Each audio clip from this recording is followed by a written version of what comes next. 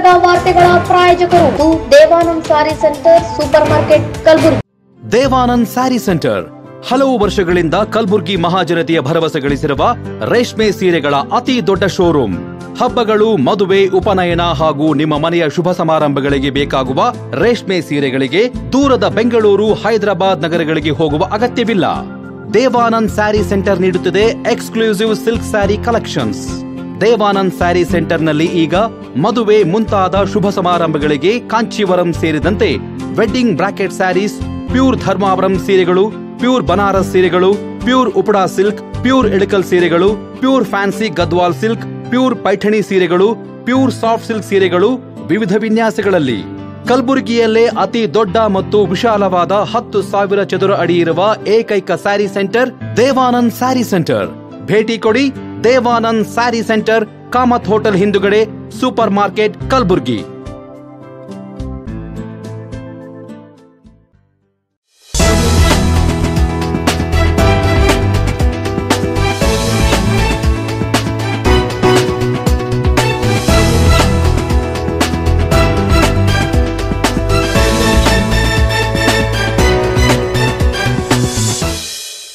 ನಮಸ್ಕಾರ. ಗುಲ್ಬರ್ಗಾ ವಾರ್ತೆಗಳಿಗೆ ಸ್ವಾಗತ.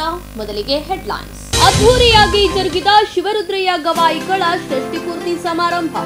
ವಿಜೃಂಭಣೆಯಿಂದ ಜರುಗಿದ ಗ್ರಂಥಪಾಲಕರ ದಿನಾಚರಣೆ. ಧರ್ಮಸ್ಥಳದ ವಿರುದ್ಧ ಪಿತೂರಿ ಆರೋಪ, ನಗರದಲ್ಲಿ ಬೃಹತ್ ಪ್ರತಿಭಟನೆ. ಕೊಟ್ಟ ಕಾಯ್ದೆ ಪರಿಣಾಮಕಾರಿ ಅನುಷ್ಠಾನಕ್ಕಾಗಿ ಅಧಿಕಾರಿಗಳ 1 ದಿನದ ಕಾರ್ಯಾಗಾರ ಆಯೋಜನೆ. ಈಗ ವಾರ್ತೆಗಳ ವಿವರ. ಕಲ್ಯಾಣ ಕರ್ನಾಟಕದ ಗಾನ ಕೋಗಿಲೆ ಶಿವರುದ್ರಯ್ಯ ಗವಾಯಿಗಳು ಗೌಡ್ಗಾಂವ್ರವರ ಷಷ್ಠಿ ಪೂರ್ತಿ ಸಮಾರಂಭ ರೇವೂರು ಬೊಮ್ಮಲಿಂಗೇಶ್ವರ ಮಠದಲ್ಲಿ ಅದ್ದೂರಿಯಾಗಿ ಜರುಗಿತು. ಮಠದಲ್ಲಿ ಬೆಳಗ್ಗೆಯಿಂದ ಕರ್ತೃ ಶ್ರೀ ಬೊಮ್ಮಲಿಂಗೇಶ್ವರ ಗದ್ದುಗೆ ಹೋಮ ಹವನ ಪೂಜೆಗಳೊಂದಿಗೆ ಸಾಯಂಕಾಲ ನಡೆಯುವ ಮಹಾಮಾತೆ ಗುಡ್ಡಾಪುರ ದಾನಮ್ಮ ದೇವಿಯ ಪುರಾಣದಲ್ಲಿ ಶ್ರೀಮಠದ ಒಡೆಯರಾದ ಶ್ರೀಕಂಠ ಶಿವಾಚಾರ್ಯರು ಹಾಗೂ ಬಡದಾಳ ತೇರಿನ ಮಠದ ಒಡೆಯರಾದ ಚನ್ನಮಲ್ಲ ಶಿವಯೋಗಿ ಶಿವಾಚಾರ್ಯ ಅವರ ಅಮೃತ ಹಸ್ತದಿಂದ ಉದ್ಘಾಟಿಸಿದರು. ಇದೇ ಸಮಯದಲ್ಲಿ ಮಾತನಾಡಿದ ಬಡದಾಳದ ತೇರಿನ ಮಠದ ಚನ್ನಮಲ್ಲ ಶಿವಯೋಗಿ ಶಿವಾಚಾರ್ಯರು, ಪ್ರೀತಿ ವಿಶ್ವಾಸಕ್ಕೆ ಇನ್ನೊಂದು ಹೆಸರೇ ಶಿವರುದ್ರಯ್ಯ ಗೌಡ್ಗಾಂವ್ ಎಂದು ಹರಿಸಿ ಆಶೀರ್ವದಿಸಿದರು. ಹಾಗೂ ಬೊಮ್ಮಲಿಂಗೇಶ್ವರ ಶ್ರೀಮಠದ ಒಡೆಯರಾದ ಶ್ರೀಕಂಠ ಶಿವಾಚಾರ್ಯರು, ಶಿವರುದ್ರಯ್ಯ ಗವಾಯಿಗಳು ಅವರನ್ನು ನಮ್ಮ ಮಠಕ್ಕೆ ಬಂದ ಕಲಾವಿದರೆಂದು ತಿಳಿಯದೆ ನಮ್ಮ ಶ್ರೀಮಠದ ಆಸ್ಥಾನದ ಗಾಯಕರೆಂದು ಹೇಳುವುದಕ್ಕೆ ಹೆಮ್ಮೆ ಎನಿಸುತ್ತದೆ. ಅವರ ಸಂಗೀತ, ಸಾಹಿತ್ಯ ಜನಮನದಲ್ಲಿ ಇವತ್ತಿಗೂ ಕೂಡ ಶಾಶ್ವತವಾಗಿ ನಿಂತಿದೆ. ಅವರ ಶರೀರಕ್ಕೆ 60 ವರ್ಷ ಆಗಿದ್ರೂ ಅವರ ಧ್ವನಿ, ಅವರ ಹಾಡು, ಅವರ ಸಾಹಿತ್ಯ ಯಾವತ್ತಿಗೂ ಕೂಡ ಕೇಳುಗರ ಹೃದಯದಲ್ಲಿ ಮಾರ್ದನಿಸುತ್ತದೆ. ಹಾಡುವ ಅನೇಕ ಕಲಾವಿದರ ಬಾಯಲ್ಲಿ ಗುನುಗುನುವೆ ಅಷ್ಟೇ ಅಲ್ಲ, ಸೂರ್ಯಚಂದ್ರ ಇರೋವರೆಗೂ ಸಂಗೀತ ಸಾಹಿತ್ಯ ಜೀವಂತವಾಗಿರುತ್ತದೆ ಎಂದು ಅಭಿಪ್ರಾಯಪಟ್ಟರು.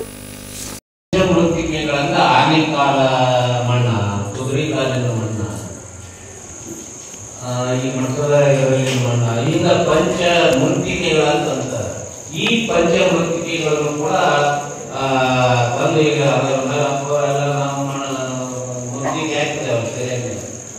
ಮಾತ್ರ ನವಗ್ರಹಗಳ ಧಾನ್ಯಗಳು, ಆ ಧಾನ್ಯಗಳು ಆಯುಷ್ಯದಲ್ಲಿ ಎಲ್ಲರಿಗೂ ಗ್ರಹಗಳ ಕಾಟ ಇರ್ತದೆ.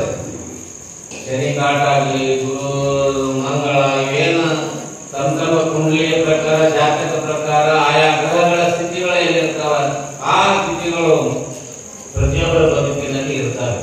ಆ ನವಗ್ರಹಗಳ ಇದು ಕಾಟ ತಪ್ಪಲಿ ಅಂತ ತಿಳ್ಕೊಂಡು ಆ ನವಗ್ರಹಗಳ ಧಾನ್ಯ, ನವಗ್ರಹಗಳ ವನಸ್ಪತಿ, ಆ ನವಗ್ರಹಗಳ ಅಧಿದೇವತೆ, ಇವೆಲ್ಲವೂ ಕೂಡ ಆ ಅಭಿಷೇಕ ರೂಪದಲ್ಲಿ ಮಾಡತಕ್ಕಂಥ ಒಂದು ಸಮಾರಂಭ. ಕುಂಕುಮ ನೀರು, ಗಂಧದ ನೀರು ಮತ್ತು ಜೇನ ತುಪ್ಪ, ಜೇನುತುಪ್ಪ, ತುಪ್ಪ, ಹಾಲು, ಮೊಸರು, ಇವೆಲ್ಲ ಪಂಚ ಅಭಿಷೇಕದಿಂದ ಅವರಿಗೆ ಶುದ್ಧೀಕರಣ ಮಾಡಿ, ಅವರಿಗೆ ಮಂಗಲ ಸ್ನಾನ ಮಾಡಿಸಿ, ಅವರಿಗೆ ಉಡುಗೊರೆಯನ್ನು ಉಡಿಸಿ, ಅವರಿಗೆ ತುಂಬು ಷಷ್ಠಿ ಪೂರ್ತಿ ಸಮಾರಂಭ ಮಾಡ್ಕೊಳ್ತದೀಪ.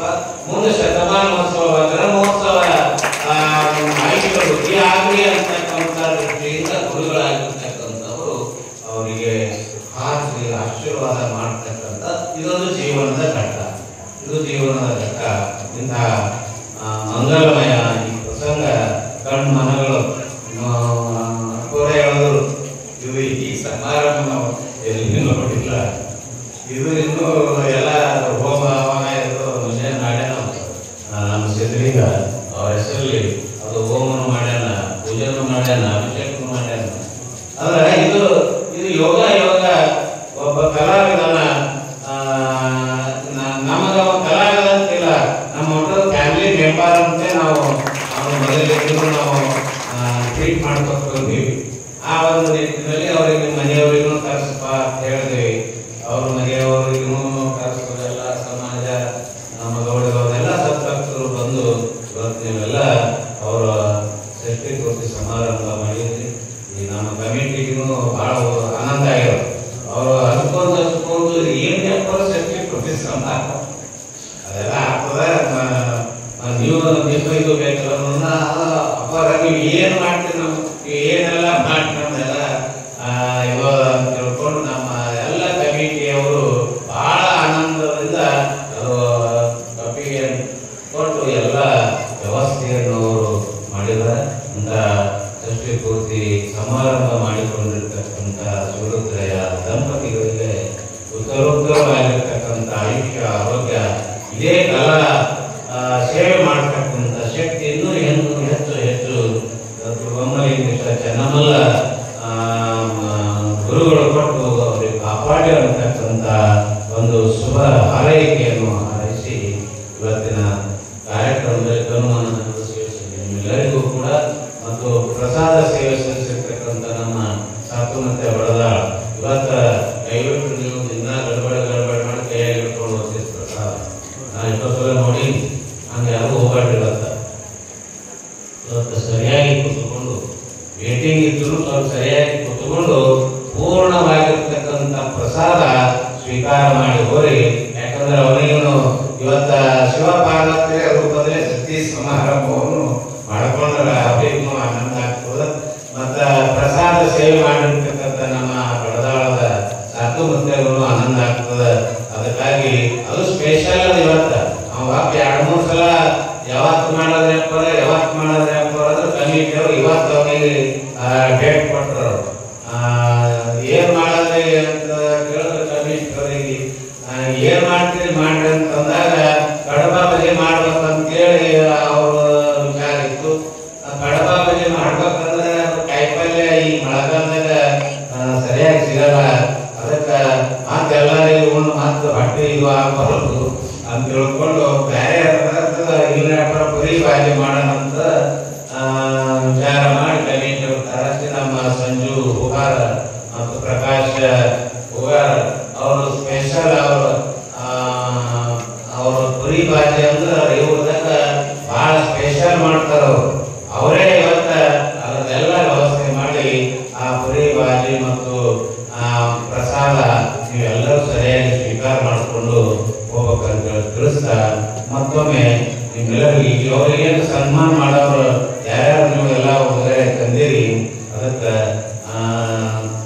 ಸಮಯ ಬಹಳ ಆಗ್ತದ. ಪೂಜಾರ ಆಶೀರ್ವಚನ ಕೇಳುವಂತ ಸಮಯ ಇರಲ್ಲ ಅಂತ ತಿಳ್ಕೊಂಡು ಇದೆಲ್ಲ ಆದ್ಮೇಲೆ ನೀವು ಅವರಿಗೆ ಶಿವರುದ್ರಯ್ಯ ದಂಪತಿಗಳಿಗೆ ನೀವೆಲ್ಲ ಏನೇನು ಶಾಲು ಸನ್ಮಾನ ಉಡುಗೊರೆಯನ್ನು ನೀವು ಮಾಡ್ಬೇಕಂತ ಹೇಳಿ ತಿಳಿಸ್ತಾ ಪೂಜ್ಯರು ಬಹಳ ಅಮೂಲ್ಯವಾಗಿರ್ತಕ್ಕಂಥ ಜೀವನ ದರ್ಶನದ ಆಶೀರ್ವಚನವನ್ನು ಮಾಡೋದು. ಅವ್ರು ನೀವು ಪಕ್ಕ ಅವ್ರ ಕಿವಿ ಕೇಳಿದ್ರೆ ಆಳ ಕೇಳದವರು ಅದರ ಜೀವನ ಉದ್ಧಾರ ಮಾಡಿಕೊಳ್ತಕ್ಕಂಥ ಆಶೀರ್ವಚನ ಇವತ್ತು ಅವ್ರು ಕರುಣಿಸಿದ್ದಾರೆ. ಅವ್ರು ಬಂದು ನಮ್ಮ ಈ ಕಾರ್ಯಕ್ರಮದ ಸಾನ್ನಿಧ್ಯ ವಹಿಸಿ ಶೋಭೆಯನ್ನು ತಂದಿದ್ದಾರೆ. ನಿಮ್ಮೆಲ್ಲರ ಪರವಾಗಿ ಮತ್ತೊಮ್ಮೆ ಜೋರಾಗಿ ಚಪ್ಪಾಳೆಯನ್ನು ಕೊಟ್ಟು ಪೂಜಾರಿಗೆ ಗೌರವ ವಂದನೆಗಳನ್ನು ಸಲ್ಲಿಸ್ತಾ ಮತ್ತೊಮ್ಮೆ ನಿಮ್ಮೆಲ್ಲರಿಗೂ ಶುಭವನ್ನು ಹಾರೈಸಿ ನನ್ನ ಮಾತುಗಳು ನಾವು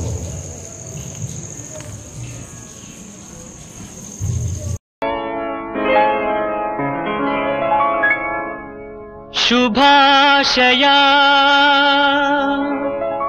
ಶುಭಾಶಯ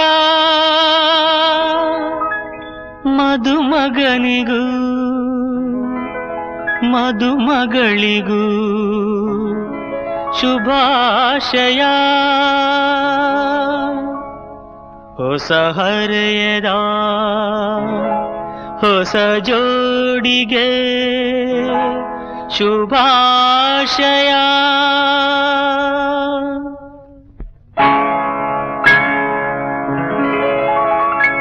ಮದುವೆಯ ಈ ಬಂಧ ಅನುರಾಗದ ಅನುಬಂಧ, ಏಳೇಳು ಜನುಮದಲು ತೀರದ ಸಂಬಂಧ. ಮದುವೆಯ ಈ ಬಂಧ ಅನುರಾಗದ ಅನುಬಂಧ, ಏಳೇಳು ಜನುಮದಲು ತೀರದ ಸಂಬಂಧ.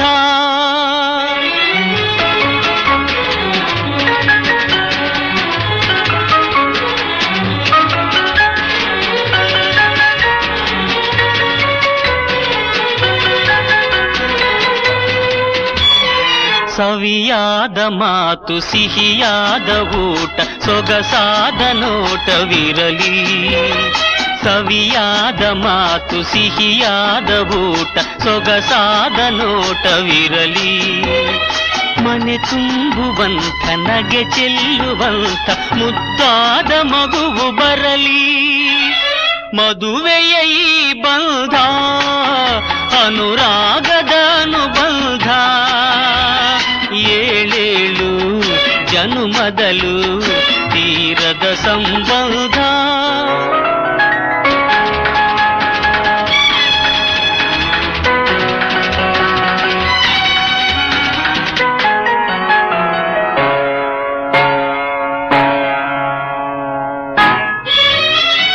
ಮನಸ್ಸನ್ನು ಅರಿತು ಒಂದಾಗಿ ಬೆರೆತು ನಡೆದಾಗ ಬಾಳು ಕವಿತೆ. ಮನಸ್ಸನ್ನು ಅರಿತು ಒಂದಾಗಿ ಬೆರೆತು ನಡೆದಾಗ ಬಾಳು ಕವಿತೆ. 101 ವರುಷ ಚಿಲ್ಲಿರಲಿ ಹರುಷ ಬೆಳಗಿರಲಿ ಒಲವ ಹಣತೆ. ಮದುವೆಯ ಈ ಬಂಧ ಅನುರಾಗದ ಅನುಬಂಧ, ಏಳೇಳು ಜನುಮದಲು ತೀರದ ಸಂಬಂಧ.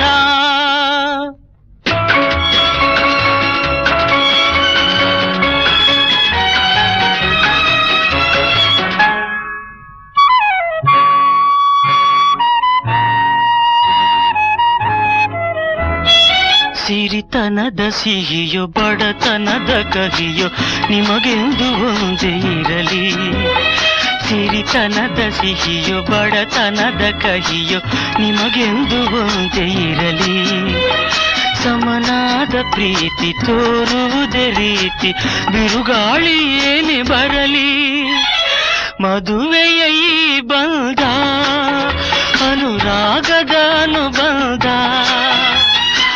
ಏಳೇಳು ಜನುಮದಲು ತೀರದ.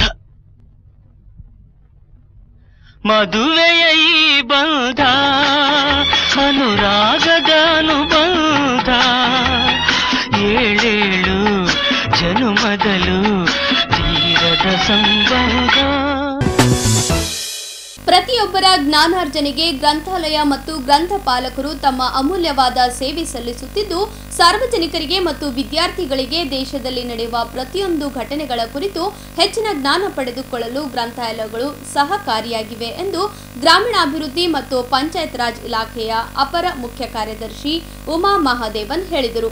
ಗ್ರಾಮೀಣಾಭಿವೃದ್ಧಿ ಮತ್ತು ಪಂಚಾಯತ್ ರಾಜ್ ಇಲಾಖೆ ಜಿಲ್ಲಾ ಪಂಚಾಯತ್ ಕಲಬುರಗಿ ಅವರ ಸಂಯುಕ್ತಾಶ್ರಯದಲ್ಲಿ ಗ್ರಂಥಪಾಲಕರ ದಿನಾಚರಣೆಯನ್ನು ಕಲಬುರಗಿ ಜಿಲ್ಲಾ ಪಂಚಾಯತ್ ಸಭಾಂಗಣದಲ್ಲಿ ಡಾಕ್ಟರ್ ಎಸ್ಆರ್ ರಂಗನಾಥನ್ ಅವರ ಭಾವಚಿತ್ರಕ್ಕೆ ಪೂಜೆ ಸಲ್ಲಿಸಿ ಸಸಿಗೆ ನೀರೆರೆಯುವ ಮೂಲಕ ಕಾರ್ಯಕ್ರಮವನ್ನು ಉದ್ಘಾಟಿಸಿ ಹಾಗೂ ಪೂಜಾ ಕಾರ್ಯಕ್ರಮಕ್ಕೆ ಚಾಲನೆ ನೀಡಿದರು. ಬಳಿಕ ಮಾತನಾಡಿದ ಅವರು, ಗ್ರಂಥಾಲಯದ ಪಿತಾಮಹ ಡಾಕ್ಟರ್ ಎಸ್ಆರ್ ರಂಗನಾಥನ್ ಅವರ ಜನ್ಮದಿನವನ್ನು ಗ್ರಂಥಪಾಲಕರ ದಿನಾಚರಣೆಯನ್ನಾಗಿ ಆಚರಿಸಲಾಗುತ್ತಿದೆ. 1965 ಗ್ರಂಥಾಲಯ ಲೈಬ್ರರಿ ಕಾಯ್ದೆ ಜಾರಿಗೆ ಬಂದ ನಂತರ ಹಲವಾರು ಮಹತ್ತರವಾದ ಬದಲಾವಣೆ ಕಾಣಲು ಸಾಧ್ಯವಾಯಿತು. ನವೆಂಬರ್ 2020ರಲ್ಲಿ ಓದುವ ಬೆಳಕು ಕಾರ್ಯಕ್ರಮ ಆರಂಭಿಸಲಾಯಿತು. ಪುಸ್ತಕ ಜೋಳಿಗೆ ಕಾರ್ಯಕ್ರಮಕ್ಕೆ ಕೊಪ್ಪಳ ಜಿಲ್ಲೆ ಗಂಗಾವತಿ ತಾಲೂಕಿನಿಂದ ಸುಮಾರು 8,000 ಪುಸ್ತಕಗಳನ್ನು ನೀಡುವುದರ ಮುಖಾಂತರ ಪುಸ್ತಕ ಜೋಳಿಗೆ ಕಾರ್ಯಕ್ರಮಕ್ಕೆ ಕೊಪ್ಪಳ ಜಿಲ್ಲೆ ಗಂಗಾವತಿ ತಾಲೂಕಿನಿಂದ ಸುಮಾರು 8,000 ಪುಸ್ತಕಗಳನ್ನು ನೀಡುವುದರ ಮುಖಾಂತರ ಪುಸ್ತಕ ಜೋಳಿಗೆ ಕಾರ್ಯಕ್ರಮಕ್ಕೆ ಸಹಾಯ ಸಹಕಾರ ನೀಡಿರುವುದು ಬಹಳಷ್ಟು ಹೆಮ್ಮೆಯ ವಿಷಯ. ಇದಕ್ಕೆ ಓದುಗರು ಮತ್ತು ಸ್ವಯಂ ಸೇವಾ ಸಂಸ್ಥೆಯವರು ಮತ್ತು ಸಂಘ ಸಂಸ್ಥೆಗಳು ನೀಡಿದ ಸಹಕಾರವೇ ಮುಖ್ಯ ಕಾರಣ ಎಂದು ಹೇಳಿದರು. ಜಿಲ್ಲಾ ಪಂಚಾಯತ್ ಕಾರ್ಯನಿರ್ವಾಹಕ ಅಧಿಕಾರಿ ಭಂವರ್ ಸಿಂಗ್ ಮೀನಾ ಅವರು ಅಧ್ಯಕ್ಷತೆ ವಹಿಸಿ ಮಾತನಾಡಿ, ಸಾರ್ವಜನಿಕರು ಮತ್ತು ವಿದ್ಯಾರ್ಥಿಗಳು ತಮ್ಮ ಅಮೂಲ್ಯವಾದ ಸಮಯವನ್ನು ವ್ಯರ್ಥ ಮಾಡದೆ ಗ್ರಂಥಾಲಯದಲ್ಲಿ ದಿನಪತ್ರಿಕೆಗಳು ಮತ್ತು ಪುಸ್ತಕಗಳನ್ನು ಓದುವುದಕ್ಕೆ ಹೆಚ್ಚಿನ ಸಮಯ ನೀಡುವುದರಿಂದ ತಮ್ಮ ಜ್ಞಾನ ಹೆಚ್ಚಿಸಿಕೊಳ್ಳಲು ಸಾಧ್ಯವಿದೆ ಎಂದು ಹೇಳಿದರು. ಗ್ರಂಥಪಾಲಕರು ದಿನಾಚರಣೆಯ ಕಾರ್ಯಕ್ರಮದ ಕುರಿತು ವಿಶೇಷ ಉಪನ್ಯಾಸ ದಾನಪ್ಪ ವಗ್ಗೆ, ಗ್ರಂಥಪಾಲಕರ ದಿನಾಚರಣೆಯ ಕಾರ್ಯಕ್ರಮದ ಕುರಿತು ದಾನಪ್ಪ ವಗ್ಗೆ, ಜಿಲ್ಲಾ ಪಂಚಾಯಿತಿ ಉಪ ಕಾರ್ಯದರ್ಶಿಗಳ ಲಕ್ಷ್ಮಣ್ ಶೃಂಗೇರಿ ಅವರು ಕೂಸಿನ ಮನೆ ಕಾರ್ಯಕ್ರಮ ಕುರಿತು ಉಪನ್ಯಾಸ ನೀಡಿದರು. ರಾಷ್ಟ್ರೀಯ ಗ್ರಂಥಪಾಲಕರ ದಿನಾಚರಣೆಯ ಶುಭಾಶಯಗಳು. ತಮ್ಮೆಲ್ಲರಿಗೂ ಗೊತ್ತಿರೋ ಹಾಗೆ ಕೋವಿಡ್ ಟೈಮ್ ನಂತರ ನಮ್ಮ ಲೈಬ್ರರಿ ಬಗ್ಗೆ ಕರ್ನಾಟಕ ಸರ್ಕಾರ ವತಿಯಿಂದ ನಾವು ಬಹಳಷ್ಟು ಒತ್ತು ಕೊಡ್ತಾ ಇದ್ದೀವಿ. ಅದರಲ್ಲಿ ನಾವು ಸೌಭಾಗ್ಯ ಅಂತ ಹೇಳ್ಬೋದು. ಯಾಕಂದ್ರೆ ಕರ್ನಾಟಕ ರಾಜ್ಯದಲ್ಲಿ ಈ ಲೈಬ್ರರಿ ಬಗ್ಗೆ ಒತ್ತು ಕೊಡುವ ವಿಷಯದಲ್ಲಿ ಅಥವಾ ಈ ಕ್ಷೇತ್ರದಲ್ಲಿ ಶಿಕ್ಷಣ ಕ್ಷೇತ್ರ ಅಂತ ನಾವು ಹೇಳ್ಬೋದು ಒಂದು ಹೊಸ ಕ್ರಾಂತಿಕರಕ್ಕೆ ಒಂದು ರೆಸ್ಪಾನ್ಸಿಬಲ್ ಆಗಿರೋದು ಮೇಡಮ್ ಉಮಾ ನಮ್ಗೆ ಇವತ್ತು ನಮ್ಮ ಜೊತೆ ಇದ್ದಾರೆ. ಸೊ ಎಲ್ಲ ಲೈಬ್ರರಿ ಇವತ್ತು ಪ್ರೋಗ್ರಾಮ್ ಬಂದಿದ್ದೀರಿ. ಲೈಬ್ರರಿ ಬಗ್ಗೆ ನಾವು ಹೇಳಬೇಕಾದ್ರೆ ನಮ್ಮ ಕಲಬುರಗಿ ಜಿಲ್ಲೆಯಲ್ಲಿ 260 ಲೈಬ್ರರಿ ಇದಾವೆ. ಅದರಲ್ಲಿ 235 ಲೈಬ್ರರಿ ಇವಾಗ ವರ್ಕ್ ಮಾಡ್ತಾರೆ, ಕೆಲವೊಂದು ವೇಕೆನ್ಸಿ ಇದಾವೆ. ಜೊತೆಗೆ ಎಲ್ಲರಿಗೆ ನಾವು ಗದಗ ಆರ್ಡಿಪಾರ್ಟ್ಮೆಂಟ್ ಕೂಡ ಟ್ರೈನಿಂಗ್ ಕೊಟ್ಟಿದ್ದೀವಿ ಮತ್ತು ಟೈಮ್ಗೆ ನಮ್ಮ ಜಿಲ್ಲಾ ಕೂಡ ಟ್ರೈನಿಂಗ್ ಕೊಡ್ತಾ ಇದ್ದೀವಿ. ತಮ್ಮೆಲ್ಲರಿಗೂ ಗೊತ್ತಿದೆ 2020 ಇಂದ 2019-20 ಕೋವಿಡ್ ನಂತರದಿಂದ ಆರ್ಡಿಪಾರ್ ವತಿಯಿಂದ ಬಹಳಷ್ಟು ಪ್ರೋಗ್ರಾಮ್ ಪುಸ್ತಕ ಜೋಳಿಗೆ ಅಭಿಯಾನ ಇರಲಿ ಅಥವಾ ಓದು ಬೆಳಕು ಅಭಿಯಾನ ಇರಲಿ, ಈ ಮುಖಾಂತರ ಒಂದು ಗ್ರಾಮ ಪಂಚಾಯತ್ ಇರುವಂತ ನಮ್ಮ ಗ್ರಾಮ ಪಂಚಾಯತ್ ಲೈಬ್ರರಿ ಅಥವಾ ಇರು ಅರಿವು ಕೇಂದ್ರ ಏನಿದೆ ಅದಕ್ಕೆ ನಾವು ಬಹಳ ಫೋಕಸ್ ಮಾಡ್ತಾ ಇದ್ದೀವಿ ಮತ್ತು ಅದನ್ನು ಜನರಿಗೆ ಅವಶ್ಯಕತೆ ಗೊತ್ತಾಗಲಿ, ಮಕ್ಕಳಿಗೆ ಅವಶ್ಯಕತೆ ಗೊತ್ತಾಗಲಿ, ಮಕ್ಕಳಲ್ಲಿ ಬರಬೇಕು, ಈವನ್ ಓಲ್ಡ್ ಏಜ್ ಪರ್ಸನ್ ಅಲ್ಲಿ ಬರಬೇಕು. ಅದನ್ನು ನಾವು ಒಂದು ಒಳ್ಳೆಯ ರೀಡಿಂಗ್ ಸೋಷಿಯಲ್ ಸ್ಪೇಸ್ ಡೆವಲಪ್ ಮಾಡಬೇಕು ಅಂತ ಬಹಳಷ್ಟು ನಾವು ಇನಿಷಿಯೇಟಿವ್ ತಗೊಂಡಿದ್ದೀವಿ. ತಮಗೆ ಗೊತ್ತಿದೆ ನಮ್ಮ ಜಿಲ್ಲಾ ಪಂಚಾಯತ್ ಮತ್ತು ತಾಲೂಕಾ ಪಂಚಾಯತ್ ಅನಿರ್ಬಂಧ ಅನುದಾನದಲ್ಲಿ ಕನಿಷ್ಠ 20% ಲೈಬ್ರರಿಗೋಸ್ಕರ ಫಂಡ್ ಇಡಬೇಕು ಅಂತ ಮಾನ್ಯ ಮೇಡಮ್ ಸೂಚನೆ ಮೇಲೆ ಸುತ್ತೋಲೆ ಇದೆ. ಆ ಸುತ್ತೋಲೆಯಿಂದ ಬಹುಶಃ ಲಾಸ್ಟ್ 5 ವರ್ಷದಲ್ಲಿ ನಮ್ಮ ಕರ್ನಾಟಕ ರಾಜ್ಯದಲ್ಲಿ ಮತ್ತು ಕಲಬುರಗಿ ಜಿಲ್ಲೆಯಲ್ಲಿ ಬಹಳಷ್ಟು ಡೆವಲಪ್ಮೆಂಟ್ ಈ ಕ್ಷೇತ್ರದಲ್ಲಿ ಆಗಿದೆ. ನಮ್ಮ ಕಲಬುರಗಿ ಜಿಲ್ಲೆಯಲ್ಲಿ ಕೂಡ ನಾವು ಈ ವರ್ಷ ಸುಮಾರು 100 ಲೈಬ್ರರಿಯನ್ನು ನಾವು ಪರ್ಸನಲ್ ಫೋಕಸ್ ಮಾಡಿಕೊಂಡು ಚೆನ್ನಾಗಿ ಡೆವಲಪ್ ಕೂಡ ಮಾಡಿದ್ದೀವಿ. ಸೊ ಲೈಬ್ರರಿ ಡೆವಲಪ್ ಮಾಡೋದು ಮುಖ್ಯ ಉದ್ದೇಶ ಏನಂದ್ರೆ ಅಲ್ಲಿ ಮಕ್ಕಳು ಬರ್ತಾರೆ, ಜನರು ಬರ್ತಾರೆ, they should feel invited, they should feel welcome. So ಆ ನಿಟ್ಟಿನಲ್ಲಿ ನಾವು ಸರ್ಕಾರದ ಮತ್ತು ಗ್ರಾಮ ಪಂಚಾಯತ್ ಜೆಡ್ಪಿಟಿ ಫಂಡ್ ಬಳಸಿಕೊಂಡು ಒಂದು ಒಟ್ಟಾರೆ ಡೆವಲಪ್ ಮಾಡ್ತಾ ಇದ್ದೀವಿ. ಮತ್ತು ಬರೀ ಸಿವಿಲ್ ಬಗ್ಗೆ ಅಷ್ಟೇ ಫೋಕಸ್ ಅಲ್ಲ, ಯಾಕಂದ್ರೆ ನಮ್ಮ ಲೈಬ್ರರಿಯನ್ ಇವತ್ತಿನ ತಾಲೂಕಿನ ಗ್ರಂಥಪಾಲಕರಿಗೆ ಈಗ ನಾವು ಬೇರೆ ಬೇರೆ ಟ್ರೈನಿಂಗ್ ಕೊಡ್ತಾ ಇದೀವಿ. SID ಕಡೆಯಿಂದ ಆರ್ಡಿಪಾರ್ ಕಡೆಯಿಂದ ಕಾಲಕಾಲಕ್ಕೆ ಅವರಿಗೆ ಬಹಳಷ್ಟು ವಿಷಯಗಳ ಬಗ್ಗೆ ಟ್ರೈನಿಂಗ್ ಕೊಡ್ತಾ ಇದೀವಿ. ಇವಾಗ ನಾವು 2-3 ವಿಷಯ ಹೇಳಕ್ಕೆ ಇಷ್ಟಪಡ್ತೀವಿ. ಗ್ರಂಥ ನಮ್ಮ ಸಾರ್ವಜನಿಕ ಗ್ರಂಥಾಲಯ ಅಥವಾ ಅರಿವು ಕೇಂದ್ರಗಳು ಒಂದು ಒಟ್ಟಾರೆಯಾಗಿ ಡೆವಲಪ್ ಮಾಡಬೇಕಾದ್ರೆ ಒಂದು ನಾವು ಲಾಸ್ಟ್ ಇಯರ್ ಮತ್ತು ಈ ವರ್ಷ ಒಂದು ಪೂರ್ತಿಯಾಗಿ 1 ಲಕ್ಷ ರೆಡಿ ಮಾಡಿದ್ದೀವಿ. 2024-25 ಜೆಡ್ಪಿಟಿ ಅನಿರ್ಬಂಧ ಅನುದಾನದಲ್ಲಿ ಸುಮಾರು 3 ಕೋಟಿ ಫಂಡ್ ಬಳಸಿಕೊಂಡು ನಾವು ಸುಮಾರು 100 ಲೈಬ್ರರಿ ಕೂಡ ಒಂದು ಒಟ್ಟಾರೆ ಡೆವಲಪ್ಮೆಂಟ್ ಕೂಡ ಮಾಡಿದ್ದೀವಿ. ಚೆನ್ನಾಗಿ ಫ್ಲೋರ್ ಇದೆ, ನೀವು ನೋಡಬಹುದು, ಫೋಟೋಗ್ರಾಫ್ ಹೊರಗಡೆ ಫೋಟೋಗ್ರಾಫ್ ಆಗಿರ್ಬೋದು ಮತ್ತು ಫ್ಲೋರ್ ಚೆನ್ನಾಗಿ ಮಾಡಿದ್ದೀವಿ, ಹಾಲ್ ಸೀಲಿಂಗ್ ಮಾಡಿದ್ದೀವಿ, ಒಂದು ಹೊಸ ಗೋಡೆ ಮರ ಆಗಿದೆ, ಚೆನ್ನಾಗಿ ಲೈಟಿಂಗ್ ಇದೆ, ವೆಂಟಿಲೇಷನ್ ಚೆನ್ನಾಗಿದೆ, ಹೊಸ ಬುಕ್ಸ್ ಇದಾವೆ ಮತ್ತು ಲೈಬ್ರರೀಸ್ ಕೂಡ ಈ ವಿಷಯದಲ್ಲಿ ನಾವು ಟ್ರೈನಿಂಗ್ ಕೊಡ್ತೀವಿ. ಸೊ ಇವತ್ತಿನ ಗ್ರಂಥಪಾಲಕ ದಿನಾಚರಣೆ ನಾವು ಮಾಡ್ತಾ ಇದ್ದೀವಿ. ಗ್ರಂಥಪಾಲಕರು ತಮ್ಮ ಜವಾಬ್ದಾರಿ ಬಹಳ ಮುಖ್ಯ ಇದೆ. ಯಾಕಂದ್ರೆ ನಮ್ಮ ದೇಶದಲ್ಲಿ ಡಾಕ್ಟರ್ SR ನಾಥ್ ಅವರು father of library science. It's library science.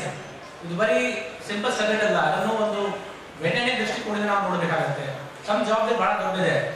ಯಾಕಂದ್ರೆ ನಮ್ಮ ಗ್ರಾಮೀಣ ಕ್ಷೇತ್ರದಲ್ಲಿ ಇರುವಂತಹ ಮಕ್ಕಳು ಇರಬಹುದು, ಜನರು ಇರಬಹುದು, ಅವರಿಗೆ ಒಂದು ಶೈಕ್ಷಣಿಕ ದೃಷ್ಟಿಯಿಂದ ಮತ್ತು ಹೊಸ ವಿನೂತನವಾದ ಯಾವುದೋ ವಿಚಾರ ಇರಬಹುದು, ಆ ವಿಷಯದಲ್ಲಿ ಅವ್ರಿಗೆ ಹೇಳಕ್ಕೆ ನಮ್ದು ಮತ್ತು ನಿಮ್ಮದು ಬಹಳ ದೊಡ್ಡ ಪಾತ್ರ ಇದರಲ್ಲಿ.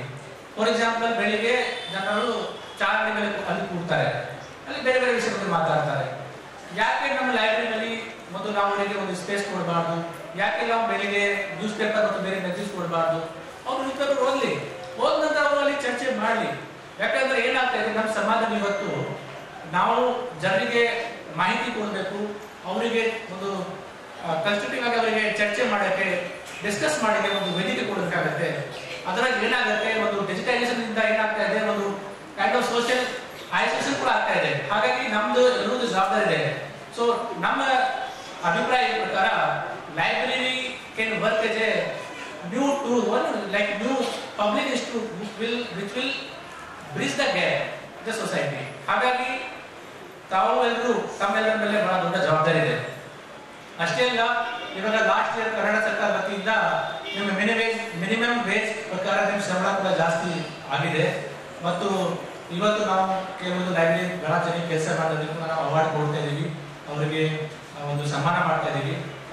ಜೊತೆಗೆ ನಾವು ಲಾಸ್ಟ್ ಇಯರ್ ನಮ್ಮ ಗ್ರಾಮ ಪಂಚಾಯತ್ ವತಿಯಿಂದ ನಾವು ಟ್ಯಾಕ್ಸ್ ಕಲೆಕ್ಟ್ ಮಾಡ್ತೀವಿ. ಆ ಟ್ಯಾಕ್ಸ್ ಅಲ್ಲಿ ಸೆಸ್ ಇರುತ್ತೆ, ಕುಕ್ಕರ್ ಇರುತ್ತೆ, ಅದನ್ನು ಕೂಡ ಬಹಳ ಪಿಡಿಒಗಳು ಮತ್ತು ಇಒಗಳು ಬಹಳ ಜನ ಕೆಲಸ ಮಾಡಿದ್ದಾರೆ. ಟ್ಯಾಕ್ಸ್ ಕೆಲಸ ಮಾಡಿದ್ರೆ ಆ ಸೆಸ್ ಇಂದ ಕೂಡ ಅವರಿಗೆ ನಾವು ಲೈಬ್ರರಿಗೋಸ್ಕರ ಬೇರೆ ಬೇರೆ ಖರ್ಚು ಮಾಡಬಹುದು, ಅವ್ರ ಸಂಬಳದ ಪಾಠ ಕೂಡ ಮಾಡಬಹುದು. ಅದಕ್ಕೆ ಚೆನ್ನಾಗಿ ಕೆಲಸ ಮಾಡಿದ್ವಿ. ಜೊತೆಗೆ ನಮ್ಮ ರಾಜ್ಯದಲ್ಲಿ ಗ್ರಂಥಾಲಯದ ಬಗ್ಗೆ ಒಂದು ಸ್ಟೇಟ್ ಲೈಬ್ರರೀಸ್ ಆಕ್ಟ್ ಕಾಯ್ದೆ ಬಂದಿರೋದೇ 1965 ನಲ್ಲಿ. ಇದು 5 ರಾಜ್ಯಗಳಲ್ಲಿ ಈ ಒಂದು ಕಾಯ್ದೆ ತರೋದಕ್ಕೆ ಒಂದು ಮುಖ್ಯ ಕಾರಣವಾದಂತ ಡಾಕ್ಟರ್ SR ರಂಗನಾಥನ್ ಅವರು ಬ್ರಿಟಿಷರ್ ಕಾಲದಲ್ಲಿ, ಅಂದ್ರೆ ಭಾರತಕ್ಕೆ ಸ್ವಾತಂತ್ರ್ಯ ಸಿಗೋದಕ್ಕೆ ಮುಂಚಿತವಾಗಿಯೇ ಅವರು ಮ್ಯಾಥಮ್ಯಾಟಿಕ್ಸ್ ಪ್ರೊಫೆಸರ್ ಆಗಿದ್ರು ಮೆಡ್ರಾಸ್ನಲ್ಲಿ. ಆವಾಗ ಅವರು ಯೂನಿವರ್ಸಿಟಿ ಲೈಬ್ರರಿನಲ್ಲಿ ಲೈಬ್ರೇರಿಯನ್ ಆಗಿ ಆದ ನಂತರ ಅವರು ಇಂಗ್ಲೆಂಡ್ನಲ್ಲಿ, ಬ್ರಿಟಿಷರ್ ಟೈಮ್ನಲ್ಲಿ ಇಂಗ್ಲೆಂಡ್ನಲ್ಲಿ ಹೋಗಿ ಅವರು ತರಬೇತಿ ತಗೊಂಡು, ಆ ತರಬೇತಿ ಟೈಮ್ನಲ್ಲಿ ಅವರು ಏನ್ ಅರ್ಥ ಮಾಡ್ಕೊಂಡ್ರು ಅಂದ್ರೆ, ಒಂದು ಯೂನಿವರ್ಸಿಟಿ ವಿಶ್ವವಿದ್ಯಾಲಯದಲ್ಲಿ ಗ್ರಂಥಾಲಯ ಯಾವ ರೀತಿ ನಡೆಸಬೇಕು, ಅದೇ ತರ ಒಂದು ದೇಶದಲ್ಲಿ ಗ್ರಂಥಾಲಯದ ಮಹತ್ವ ಏನಿದೆ, ಪ್ರಜಾಪ್ರಭುತ್ವಕ್ಕೆ ಗ್ರಂಥಾಲಯದ ಮಹತ್ವ ಏನಿದೆ, ಇನ್ಫಾರ್ಮ್ಡ್ ಸಿಟಿಸನ್, ಪ್ರಜಾಪ್ರಭುತ್ವದಲ್ಲಿ ಸಿಟಿಸನ್ಸ್ಗೆ ಮಾಹಿತಿ ನೀಡುವುದು. ಅದಕ್ಕೆ ನಾವು ಮೊದಲನೇ ಕೆಲಸ ನಾವೇನ್ ಮಾಡಿದೀವಿ, ನಮ್ಮ ಗ್ರಂಥಾಲಯಗಳನ್ನ ಅರಿವು ಕೇಂದ್ರ ಹಾಗೂ ಮಾಹಿತಿ ಕೇಂದ್ರ, ಗ್ರಾಮ ಪಂಚಾಯತಿ ಗ್ರಂಥಾಲಯ ಹಾಗೂ ಮಾಹಿತಿ ಕೇಂದ್ರ ಅಂತ ಹೇಳಿ ಜನರಿಗೆ ದೇಶದಲ್ಲಿ ಏನಾಗ್ತಾ ಇದೆ, ಪ್ರಪಂಚದಲ್ಲಿ ಏನಾಗ್ತಾ ಇದೆ, ನಮ್ಮ ಊರಿನಲ್ಲಿ ಏನಾಗ್ತಾ ಇದೆ ಮಾಹಿತಿ ನೀಡೋದು ಒಂದು ಗ್ರಂಥಾಲಯದ ಮಹತ್ವವಾದ ಕೆಲಸ. ಅದಕ್ಕೆ ಡಾಕ್ಟರ್ SR ರಂಗನಾಥನ್ ಈ ಕಾಯ್ದೆ ತಂದಿದ್ದ ಒಂದು ಮುಖ್ಯ ಕಾರಣರಾದ ಅವರಿಗೆ ಈ ದಿವಸ ನಾವು ಪುಷ್ಪ ಹಾಕಿ ಅವರನ್ನ ನೆನಪಿಸಿ ನಾವು ಆಚರಣೆ ಮಾಡ್ತಾ ಇರೋದು ಬಹಳ ಸಂತೋಷದ ವಿಷಯ. ಇದು ನಮ್ಮ ರಾಜ್ಯದಲ್ಲಿ ಈ ಕಾಯ್ದೆ ಬಂದ ನಂತರ ನಾವು ಒಂದೊಂದು ಹಂತದಲ್ಲಿ ಒಂದು 7,000ಕ್ಕಿಂತ ಜಾಸ್ತಿ ಗ್ರಂಥಾಲಯಗಳು ನಮ್ಮ ರಾಜ್ಯದಲ್ಲಿ ಇದೆ. ಅದರಲ್ಲಿ ಅರ್ಬನ್ ಏರಿಯಾ, ಪಟ್ಟಣ ಪ್ರದೇಶದಲ್ಲಿ, ಗ್ರಾಮೀಣ ಪ್ರದೇಶದಲ್ಲಿ, ಆಮೇಲೆ ಅಲೆಮಾರಿ ಜನರಿಗೆ, ಆಮೇಲೆ ರಾಜ್ಯ ಮಟ್ಟದ ಒಂದು ಗ್ರಂಥಾಲಯ ಬೆಂಗಳೂರಿನಲ್ಲಿದೆ, ಕಬ್ಬನ್ ಪಾರ್ಕ್. ನೀವೆಲ್ಲರೂ ಬೆಂಗಳೂರಿನಲ್ಲಿ ಹೋದ ವರ್ಷ ಬಂದಾಗ ನೀವು ನೋಡಿರ್ತೀರಾ, ಬೆಂಗಳೂರಿನಲ್ಲಿ ಕಬ್ಬನ್ ಪಾರ್ಕ್ ನಲ್ಲಿ ಸ್ಟೇಟ್ ಸೆಂಟ್ರಲ್ ಲೈಬ್ರರಿ ಅಂತ ಇದೆ. ಅದೇ ತರ ಮೈಸೂರಿನಲ್ಲಿ ಒಂದು ದೊಡ್ಡ ಲೈಬ್ರರಿ ಇದೆ, ಜಿಲ್ಲೆಗಳಲ್ಲಿ ಜಿಲ್ಲಾ ಲೈಬ್ರರಿ ಇದೆ. ಈ ಎಲ್ಲ ಲೈಬ್ರರೀಸ್ ಒಂದು ನೆಟ್ವರ್ಕ್ ಆಗಿ ಕೆಲಸ ಮಾಡುತ್ತೆ. 2019ರಲ್ಲಿ ಈ ಗ್ರಂಥಾಲಯಗಳು, ಗ್ರಾಮೀಣ ಪ್ರದೇಶದ ಗ್ರಂಥಾಲಯಗಳು, ಗ್ರಾಮ ಪಂಚಾಯತ್ ಗ್ರಂಥಾಲಯಗಳು ನಮ್ಮ ಇಲಾಖೆಗೆ ವರ್ಗಾಯಿಸಲಾಯಿತು. ಅದ ನಂತರ 2020ರಲ್ಲಿ ಕೋವಿಡ್ ಬಂದ ನಂತರ ನಾವು ನೋಡಿದ್ದೀವಿ, ಕೋವಿಡ್ ಟೈಮ್ನಲ್ಲಿ ಶಾಲೆ ಮತ್ತೆ ಕಾಲೇಜ್ ಮುಚ್ಚಿತ್ತು. ಆದರೆ ಕೋವಿಡ್ ಟೈಮ್ನಲ್ಲಿ ಮೊದಲನೇ ಅಲೆ ನಿಮ್ಮೆಲ್ಲರಿಗೂ ನೆನಪಿರಬಹುದು, ಎಷ್ಟು ಕಷ್ಟ ಆಯಿತು ಜನರಿಗೆ. ಆ ಟೈಮ್ನಲ್ಲಿ ಎಷ್ಟು ಶ್ರಮ ಪಟ್ಟು ಗ್ರಾಮ ಪಂಚಾಯಿತಿಗಳು ಗ್ರಾಮೀಣ ಪ್ರದೇಶದಲ್ಲಿ ಜನರಿಗೆ ಸಹಾಯ ಮಾಡೋದಕ್ಕೆ ಮುಂದೆ ಬಂತು. ಅದನ್ನ ನೋಡಿ ನಮಗೆ ಒಂದು ಯೋಚನೆ ಬಂತು, ಈ ಶಿಕ್ಷಕರು ಯಾವ ರೀತಿ ನಮ್ಮ ಸ್ಕೂಲ್ ಶಿಕ್ಷಕರು ವಟಾರ ಶಾಲೆ ಅಂತ ಶಾಲೆ ಮುಚ್ಚಿದ್ರು ಕೂಡ ಮಕ್ಕಳು ಓದುವ ಒಂದು ಹವ್ಯಾಸ ಬಿಡಬಾರ್ದು, ಅವರು ಕಲಿಬೇಕು, ಅವರಿಗೆ ನಾವು ಕಲಿಸ್ಬೇಕು ಅಂತ ಐಡಿಯಾ ಇಟ್ಕೊಂಡು ವಟಾರ ಶಾಲೆ ಅಂತ ಶುರು ಮಾಡಿದ್ರು. ಅದೇ ರೀತಿ ನಾವು ಯಾಕೆ ನಮ್ಮ ಗ್ರಾಮ ಪಂಚಾಯತಿ ಮೂಲಕ ನಮ್ಮ ಗ್ರಾಮ ಪಂಚಾಯತಿ ಗ್ರಂಥಾಲಯಗಳನ್ನ ಒಂದು ಪುನಶ್ಚೇತನ ಮಾಡಬಾರ್ದು ಅಂತ ಯೋಚನೆ ಮಾಡಿದ್ವಿ. ಆವಾಗ ನವೆಂಬರ್ 1, 2020ರಲ್ಲಿ ನಮ್ಮ ಓದುವ ಬೆಳಕು ಕಾರ್ಯಕ್ರಮ ಅಂತ ನಾವು ಶುರು ಮಾಡಿದ್ವಿ. ಓದುವ ಬೆಳಕಿನಲ್ಲಿ 4 ಅಂಶಗಳಿತ್ತು. ಒಂದು ಏನೆಂದ್ರೆ ಪ್ರತಿಯೊಂದು ಗ್ರಂಥಾಲಯ, ನಮ್ಮಲ್ಲಿ 5,600ಕ್ಕಿಂತ ಜಾಸ್ತಿ ಗ್ರಂಥಾಲಯಗಳಿತ್ತು. ಅವಾಗ ಪ್ರತಿಯೊಂದು ಗ್ರಂಥಾಲಯ ನಾವು ಪುನಶ್ಚೇತನ ಮಾಡ್ತೀವಿ. ಅದಕ್ಕೆ ಹೊಸ ಕಟ್ಟಡ ಬೇಕು ಅಂದ್ರೆ ಹೊಸ ಕಟ್ಟಡ ಹುಡುಕ್ತೀವಿ, ಅಥವಾ ಕಟ್ಟಡಕ್ಕೆ ಹೊಸ ಪೇಂಟ್ ಹಾಕ್ಬೇಕು ಅಂದ್ರೆ ಪೇಂಟ್ ಮಾಡ್ತೀವಿ, ಪುಸ್ತಕ ಹಾಕ್ಬೇಕು ಅಥವಾ ಟೇಬಲ್ ಚೇರ್ ಹಾಕ್ಬೇಕು. ಮತ್ ಅದೊಂದು ಪುನಶ್ಚೇತನ. ಎರಡನೇದು, ಪ್ರತಿಯೊಂದು ಗ್ರಾಮೀಣ ಪ್ರದೇಶದ ಮಗುವಿಗೆ, ಯಾವುದೇ ಮಗು 18 ವರ್ಷಕ್ಕಿಂತ ಕೆಳಗಡೆ ಇರುವ ವಯಸ್ಸಿನ ಮಗುಗೆ ಪ್ರತಿಯೊಬ್ಬರಿಗೂ ಉಚಿತವಾಗಿ ನಾವು ನೋಂದಣಿ ಮಾಡ್ತೀವಿ ಮೆಂಬರ್ ಆಗಿ. ಮೂರನೇದು, ಪ್ರತಿಯೊಂದು ಗ್ರಂಥಾಲಯದಲ್ಲಿ ಒಂದು ಮಕ್ಕಳ ಸೆಕ್ಷನ್, ಮಕ್ಕಳ ವಿಭಾಗ ಒಂದು ಇರ್ತೀವಿ. ನಾಲ್ಕನೇದು, ಹೊಸ ಪುಸ್ತಕ ಬರೋದು ಸರ್ಕಾರದಿಂದ ಮಾತ್ರ ಇಲ್ಲ, ಪುಸ್ತಕ ಜೋಳಿಗೆ ಅಂತ. ಪುಸ್ತಕ ಜೋಳಿಗೆ, ಆ ಪುಸ್ತಕ ಜೋಳಿಗೆದು ಏನ್ ಸ್ಲೋಗನ್ ಇತ್ತು ಅಂದ್ರೆ, ನಾವು ನಿಮ್ಮ ಮನೆ ಬಾಗಿಲಿಗೆ ನಿಮ್ಮ ಒಂದು ಪುಸ್ತಕ ನಮ್ಮ ಜೋಳಿಗೆ. ಆ ರೀತಿ ಸಣ್ಣ ಸಣ್ಣ ಮೆರವಣಿಗೆ ಪ್ರತಿಯೊಂದು ಹಳ್ಳಿಯಲ್ಲಿ ಕೋವಿಡ್ ಪ್ರೋಟೋಕಾಲ್, ಮಾಸ್ಕ್ ಹಾಕೊಂಡು ಮಾಡ್ಕೊಂಡು ಡಿಸ್ಟೆನ್ಸ್ ಇಟ್ಕೊಂಡು ಕೂಡ ಜನ ಹೋಗಿದ್ದಾರೆ. ಸಂತೋಷದ ವಿಷಯ ಏನಿದೆ ಅಂದ್ರೆ, ನಂಗೆ ಆಶ್ಚರ್ಯ, ಇವತ್ತು ಕೂಡ ಆಶ್ಚರ್ಯ ಆಗುತ್ತೆ. ಬೆಂಗಳೂರಿನಲ್ಲಿ ಹೆಚ್ಚಿನ ಪುಸ್ತಕ ಸಿಗುತ್ತೆ ಅನ್ಕೊಂಡ್ವಿ. ಬೆಂಗಳೂರಲ್ಲಿ ತುಂಬಾ ಜನ ಪುಸ್ತಕ ಇಟ್ಕೊಂಡಿರ್ತಾರೆ, ಕೂಡ್ತಾರೆ ಅನ್ಕೊಂಡ್ವಿ. ಗ್ರಾಮೀಣ ಪ್ರದೇಶದಲ್ಲಿ ಕಡಿಮೆ ಸಿಗ್ಬೋದು ಅಂತ ಅನ್ಕೊಂಡ್ವಿ. ಆದ್ರೆ ನೋಡ್ಬೇಕು, ಒಂದೊಂದು ತಾಲೂಕಲ್ಲಿ, ಒಂದೇ ತಾಲೂಕು ಹೇಳ್ಬೇಕು ಅಂದ್ರೆ ಗಂಗಾವತಿ ತಾಲೂಕು, ಕೊಪ್ಪಳ, 8,000 ಪುಸ್ತಕ ನಮಗೆ ಪುಸ್ತಕ ಜೋಳಿಗೆಯಲ್ಲಿ ಜನ ಈ ಪುಸ್ತಕ ಜೋಳಿಗೆಗೆ, ಅದಕ್ಕೆ ನನಗೆ ಸಂತೋಷ ಇದೆ ನೀವು ಪುಸ್ತಕ ಜೋಳಿಗೆ ಕೂಡ ಮಾಡಿರೋದು. ಜನ ಈ ಪುಸ್ತಕ ಜೋಳಿಗೆಗೆ ಒಂದೊಂದು ಗ್ರಾಮದಲ್ಲಿ ಬ್ಯಾಂಡ್ ಸೆಟ್ ಇಟ್ಕೊಂಡು ಸ್ವಾಗತ ಮಾಡಿದ್ದಾರೆ. ನಮ್ಮ ಊರಿಗೆ ಬನ್ನಿ, ನಮ್ಮ ಗ್ರಾಮಕ್ಕೆ ಬನ್ನಿ ಅಂತ ಸ್ವಾಗತ ಮಾಡಿದ್ದಾರೆ. ಅಂದ್ರೆ ನಮ್ಮ ಕರ್ನಾಟಕ ರಾಜ್ಯದಲ್ಲಿ ಪುಸ್ತಕದ ಬಗ್ಗೆ, ಸಾಹಿತ್ಯದ ಬಗ್ಗೆ ಎಷ್ಟು ಪ್ರೀತಿ ಇದೆ ಅಂತ ನೀವು ಯೋಚನೆ ಮಾಡಬೇಕು. ಅಷ್ಟು ಪ್ರೀತಿ ಇದೆ. ಅದು ಎಂಥ ಪುಸ್ತಕ, ಬರೀ ಸಣ್ಣ ಪುಟ್ಟ ಪುಸ್ತಕ ಇಲ್ಲ. ನಮ್ಮ ಜ್ಞಾನಪೀಠ ಅವಾರ್ಡ್ ಪ್ರಶಸ್ತಿ ಪಡೆದಿರತಕ್ಕಂಥ ಪುಸ್ತಕಗಳು, ನಮ್ಮ ಕುವೆಂಪುರವರ ಪುಸ್ತಕಗಳು, ಮತ್ತೆ ಶಿವರಾಮ ಕಾರಂತ ಪುಸ್ತಕಗಳು, ಆಮೇಲೆ ಬೇರೆ ಸಾಹಿತಿಗಳದ್ದು ಕೂಡ, ಪೂರ್ಣಚಂದ್ರ ತೇಜಸ್ವಿ ಅವರ ಪುಸ್ತಕಗಳು. ಈ ಎಲ್ಲಾ ಪುಸ್ತಕಗಳು ನಮಗೆ ಗ್ರಾಮ ಪಂಚಾಯತಿ ಗ್ರಂಥಾಲಯಗಳಿಗೆ ಪುಸ್ತಕ ಜೋಳಿಗೆ ಮೂಲಕ ಬರ್ತದೆ. ಜೊತೆಯಲ್ಲಿ ಬಹಳಷ್ಟು ಸಂಘ ಸಂಸ್ಥೆಗಳು ನಮ್ಮ ಜೊತೆಯಲ್ಲಿ ಕೈ ಜೋಡಿಸಿ ನಮಗೆ ಬೆಂಬಲ ನೀಡಿದ್ದಾರೆ. ಮಾಡಿರೋದು ಅವಾಗ. ಸೊ 10 weeks ನಾವು theme based, project based education ಶಿಕ್ಷಣ ನಮ್ಮ ಕಲ್ಯಾಣ ಕರ್ನಾಟಕ ಭಾಗದಲ್ಲಿ, ಆಕ್ಚುಲಿ ಕಲ್ಯಾಣ ಕರ್ನಾಟಕ ಭಾಗದಲ್ಲಿ ಮಾತ್ರ ಆವಾಗ ಶುರು ಮಾಡಿರೋದು. ಸೊ ಅವಾಗಿಂದ ಇವತ್ತಿನವರೆಗೆ ಕಂಟಿನ್ಯೂಸ್ ಆಗಿ ಆಲ್ಮೋಸ್ಟ್ 10 ಲಕ್ಷ ಜನ, ಕೋವಿಡ್ ಟೈಮ್ ಅಲ್ಲಿ 10 ಲಕ್ಷ ಮಕ್ಕಳು ನಾವು ಸರಿಸುಮಾರು 10 ಲಕ್ಷ ಟೋಟಲ್ ಎನ್ರೋಲ್ಮೆಂಟ್ ನಮ್ಮ ಲೈಬ್ರರಿ ಇತ್ತು. ಅದರಲ್ಲಿ 9 ಲಕ್ಷ ಕಲ್ಯಾಣ ಕರ್ನಾಟಕ ಭಾಗದಿಂದ ಇತ್ತು. ಎಲ್ಲ ನಮ್ಮ ಪುಸ್ತಕ ಜೋಳಿಗೆಯಿಂದ ಬೇರೆ ಬೇರೆ ಒಂದು ಊರಿನಲ್ಲಿ ನಮ್ಮ ಆಗಿನ ಟೈಮ್ ಎಲ್ಲ ವಿಡಿಯೋಗಳು, ಎಲ್ಲ ಟೀಚರ್ಸು ಮತ್ತೆ ಗ್ರಂಥಪಾಲಕರು ಅವಾಗ they started on this movement, ಪುಸ್ತಕ ಜೋಳಿಗೆ. ಮತ್ತೆ ಅವರವರದೇ ಹೊಸ ಆಕ್ಟಿವಿಟೀಸ್ ಒಂದು ಶುರು ಮಾಡ್ಕೊಟ್ಟಿದ್ರು. ಸೊ ಈಗ ಆಲ್ಮೋಸ್ಟ್ 4.5 years 4.5 years ಅಲ್ಲಿ ಈಗ ನಾವು ಸರಿಸುಮಾರು 4,000ಕ್ಕಿಂತ ಹೆಚ್ಚಿಗೆ ಹೊಸ ಡಿಜಿಟಲ್ ಲೈಬ್ರರಿ ಕರ್ನಾಟಕ ಸರ್ಕಾರ ಮಾಡಿದ್ದಾರೆ. ಪೂರ್ತಿ ನಮ್ಮ ಸ್ಟೇಟ್ 5,070 ಲೈಬ್ರರೀಸ್, ಹೊಸ ಲೈಬ್ರರಿ ಕನ್ಸ್ಟ್ರಕ್ಷನ್. ಆ ಲೈಬ್ರರಿಯನ್ನು ಈಗ ಡಿಜಿಟಲೈಸೇಷನ್ ಮಾಡಿಕೊಂಡು ಅದು ಅರಿವು ಕೇಂದ್ರ ಅಂತ ಹೇಳಿ ಬದಲಾವಣೆ ಮಾಡಲಾಗಿದೆ. So in terms of education, actually ನಮ್ಮ ಗ್ರಂಥಾಲಯ it's a democratic educational space. ಇದು ಒಂದು ಬೇರೆ ನಾವು ಎಜುಕೇಶನ್ ಪದ್ಧತಿ ಏನ್ ಹೇಳ್ತೀವಿ, ನಮ್ಮ ಕ್ಲಾಸ್ ರೂಮ್ಸ್ ಅಲ್ಲಿ ನಮಗೆ ಕರಿಕ್ಯುಲಮ್ ಪುಸ್ತಕ ಏನ್ ಟೆಕ್ಸ್ಟ್ ಬುಕ್ ಕೊಡ್ತಾರೆ, ಆ ಟೆಕ್ಸ್ಟ್ ಬುಕ್ ನಾವು ಸೀಮಿತವಾಗಿ ಇರ್ತೀವಿ. ಬಟ್ ಲೈಬ್ರರಿಗೆ ಬಂದಾಗ ಯಾವುದೋ ಬೌಂಡ್ರೀಸ್ ಇಲ್ಲ. ನಮಗೆ ಯಾವ ಪುಸ್ತಕ ಬೇಕು ಆ ಪುಸ್ತಕ ನಾವು ಓದ್ಕೋಬಹುದು. ನಮಗೆ ಏನ್ ಇಂಟ್ರೆಸ್ಟ್ ಇದೆ ಅದರ ಅನ್ವಯ ನಾವು ನಮ್ಮ ಸ್ಕಿಲ್ಸ್ ಬೆಳವಣಿಗೆ ಮಾಡಬಹುದು ಅಂತ ಹೇಳಿ. So it's a very democratic educational space and it's a very interesting pedagogical space which we have. So, not only in terms of social revolution, in terms of ನಮ್ಮ ಶೈಕ್ಷಣಿಕ ಕ್ರಾಂತಿ ನಮಗೆ ಆಗಬೇಕಾದರೆ ಗ್ರಂಥಾಲಯದಿಂದ ಶುರು ಆಗಬಹುದು ಅಂತ ಹೇಳಿ ನಮ್ಮ ಅನಿಸಿಕೆ ಇದೆ. ನಾವು ಈಗಾಗಲೇ ಇದೇ ವೇಳೆ ಅರಿವು ಕೇಂದ್ರ ಮೇಲ್ವಿಚಾರಕ ಸಿದ್ರಾಮ್ ಮಹಾದೇವಪ್ಪ ಅವರಿಗೆ ಪ್ರಥಮ ಸ್ಥಾನ, ಹರ್ಷವರ್ಧನ ರೆಡ್ಡಿ ಅವರಿಗೆ ಉತ್ತಮ ಪ್ರಶಸ್ತಿ, ಅತಿ ಹೆಚ್ಚು ಈ ಹಾಜರಾತಿಗೆ ಭೀಮರಾವ್ ಗೋವಿಂದಪ್ಪ ಪ್ರಶಸ್ತಿ ನೀಡಲಾಯಿತು. ಅದೇ ರೀತಿಯಾಗಿ ಜಿಲ್ಲೆಯ ಅರಿವು ಕೇಂದ್ರಗಳಿಂದ ಆಯ್ಕೆಯಾದ ಹಾಗೂ ಅರಿವು ಕೇಂದ್ರಗಳಲ್ಲಿ ಮೇಲ್ವಿಚಾರಕರಿಗೆ ಪ್ರಶಸ್ತಿ ಪ್ರದಾನ ಮತ್ತು ಅರಿವು ಕೇಂದ್ರಗಳಲ್ಲಿ ಪ್ರಗತಿಗೆ ಶ್ರಮಿಸಿದ ಸರ್ಕಾರೇತರ ಸಂಘ ಸಂಸ್ಥೆಗಳ ಪ್ರತಿನಿಧಿಗಳಿಗೆ ಸನ್ಮಾನಿಸಲಾಯಿತು.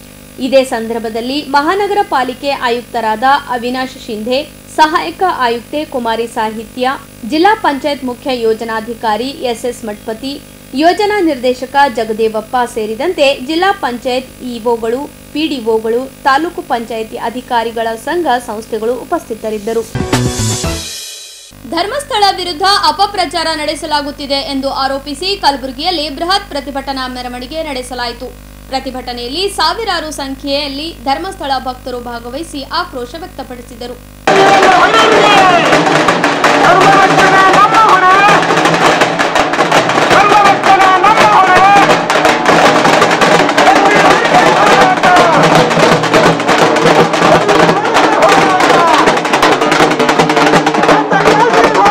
ಧರ್ಮಸ್ಥಳ ಅಭಿಮಾನಿಗಳ ವೇದಿಕೆ ನೇತೃತ್ವದಲ್ಲಿ ನಗರದ ಜಗತ್ ವೃತ್ತದಿಂದ ಡಿಸಿ ಕಚೇರಿಯವರೆಗೆ ನಡೆದ ರ್ಯಾಲಿಯಲ್ಲಿ ಸಾವಿರಾರು ಸಂಖ್ಯೆಯಲ್ಲಿ ಭಕ್ತರು ಭಾಗವಹಿಸಿ ಧರ್ಮಸ್ಥಳ ಪರ ನಾವಿದ್ದೇವೆ ಎಂದು ಘೋಷಣೆ ಕೂಗಿದರು.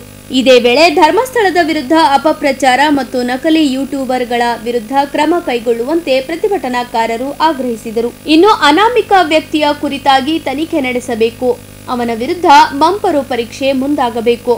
ಸೌಜನ್ಯಾಳಿಗೆ ನ್ಯಾಯ ಕೊಡಿಸುವುದಾಗಿ ಹೇಳಿಕೊಂಡು ಕೆಲವರು ತಮ್ಮ ಬೇಳೆ ಬೇಯಿಸಿಕೊಳ್ಳುತ್ತಿದ್ದಾರೆ. ಸೌಜನ್ಯಾಗೆ ನ್ಯಾಯ ಸಿಗಬೇಕೆಂದು ನಾವು ಆಶಿಸುತ್ತೇವೆ. ಈ ಪ್ರಕರಣ ಬಗ್ಗೆ ಮತ್ತಷ್ಟು ತನಿಖೆಯಾಗಲಿ, ಧರ್ಮಸ್ಥಳಕ್ಕೆ ಅಂಟಿರುವ ಕಳಂಕ ತೊಳೆದು ಹೋಗಲಿ ಎಂದರು. ಅನೇಕ ಜನರು ಮಾಡ್ತಾ ಇದ್ದಾರೆ. ಇದರ ಹಿಂದೆ ಯಾವ ಷಡ್ಯಂತ್ರ ಇದೆ ಅಂತಕ್ಕಂಥದ್ದನ್ನ ಮೊದಲು ಪತ್ತೆ ಹಾಕಬೇಕಾದಂತ ಕೆಲಸ ಸರ್ಕಾರ ಮಾಡಬೇಕಾಗಿತ್ತು. ಆದ್ರೆ ಕಾಂಗ್ರೆಸ್ ಸರ್ಕಾರಕ್ಕೆ ಕುಂಟು ನೆವ ಬೇಕಾಗಿತ್ತು. ಇವತ್ತು ಒಂದು ಷಡ್ಯಂತ್ರದ ಪರವಾಗಿ ಆ ಅನಾಮಿಕ ವ್ಯಕ್ತಿಯನ್ನ ಸರ್ಕಾರವೇ ಕೋರ್ಟಿಗೆ ಕಳಿಸಿ ಎಸ್ಐಟಿ ರಚನೆ ಮಾಡೋ ರೀತಿಯಲ್ಲಿ ಮಾಡಿ ಇವತ್ತು ಹಿಂದೂ ಧರ್ಮಕ್ಕೆ ಚ್ಯುತಿ ತರ್ತಕ್ಕಂತ ಕೆಲಸ ಇಲ್ಲಿರ್ತಕ್ಕಂಥ ಕಾಂಗ್ರೆಸ್ ಸರ್ಕಾರ ಮಾಡ್ತಾ ಇದೆ ಅಂತಕ್ಕಂಥ ಮಾತನ್ನ ನಾನು ಈ ಸಂದರ್ಭದಲ್ಲಿ ಹೇಳ್ತೇನೆ. ಎಲ್ಲೆಲ್ಲಿ ಇಡೀ ಭಾರತ ದೇಶದಲ್ಲಿ ಕಾಂಗ್ರೆಸ್ ಪಕ್ಷ ಆಡಳಿತದಲ್ಲಿ ಇದೆಯೋ ಅದೆಲ್ಲ ಕಡೆಗೂ ಕೂಡ ಹಿಂದೂ ಧರ್ಮಕ್ಕೆ ಚ್ಯುತಿ ತರ್ತಕ್ಕಂಥ ಕೆಲಸ ಮಾಡ್ತಾ ಇದ್ದಾರೆ. ಅವನ್ ಯಾವನ್ರಿ ಅನಾಮಿಕ ವ್ಯಕ್ತಿ, ಅವನು ಯಾವ ಬುರುಡೆಯನ್ನು ಇಟ್ಕೊಂಡು ಬಂದ, ಅದು ಎಲ್ಲಿಂದ ತಗೊಂಡ್ ಬಂದಿದ್ದಾನೆ ಅಂತ ಹೇಳಿ ಲಾಕಪ್ ನಲ್ಲಿ ಹಾಕಿ 4 ಹೊತ್ತು ಅವನ ಕಡೆಯಿಂದ ಬಾಯಿ ಬಿಡಿಸಬೇಕಾಗಿತ್ತು ಪೊಲೀಸರು. ಅದನ್ನ ಮಾಡಲಿಲ್ಲ. ಅವನಿಗೆ ಮಂಪರು ಪರೀಕ್ಷೆ ಒಳಪಡಿಸಬೇಕಾಗಿತ್ತು, ಅದನ್ನು ಕೂಡ ಅವನಿಗೆ ಮಾಡಲಿಲ್ಲ. ಇವತ್ತು ಅವನು 13-14 ಕಡೆ ಜಗ ಹೇಳಿದಾನಂತ ಹೇಳಿ ಗುಂಡಿ ತೋಡೋ ಕೆಲಸ ಮಾಡ್ತಾ ಇದ್ದೀರಿ. ಸಿದ್ದರಾಮಯ್ಯನವರೇ, ಅವ್ನು ನಾಳೆ 16ನೇ ಸ್ಥಳ ನಿಮ್ಮ ವಿಧಾನಸೌಧ ತೋರಿಸ್ತಾನೆ, ಅಲ್ಲಿ ನೀವು ಗುಂಡಿ ಆಗಿದ್ದೀರಾ ಅಂತ ಹೇಳಿ ನಾನು ಕೇಳ್ತೇನೆ. ನೀವು ಕೂತಿರೋ ವಿಧಾನಸೌಧದ ಕೆಳಗಡೆ ಕೂಡ ಹೆಣಗಳು ಹೂತಿದ್ದೇವೆ ಅಂತಕ್ಕಂಥ ಮಾತನ್ನ ಆ ಅನಾಮಿಕ ಬಂದು ಹೇಳಿದ್ರೆ ನೀವು ಅಲ್ಲಿ ಗುಂಡಿ ತೆಗೆಸ್ತಕ್ಕಂಥ ಕೆಲಸ ಮಾಡ್ತೀರಾ?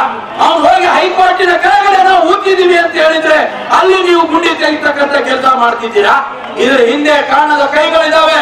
ಈ ಧರ್ಮವನ್ನ ಅಳಿಬೇಕು ಅಂತಕ್ಕಂಥ ಕೆಲಸ ಮಾಡ್ತಾ ಇದ್ದಾರೆ.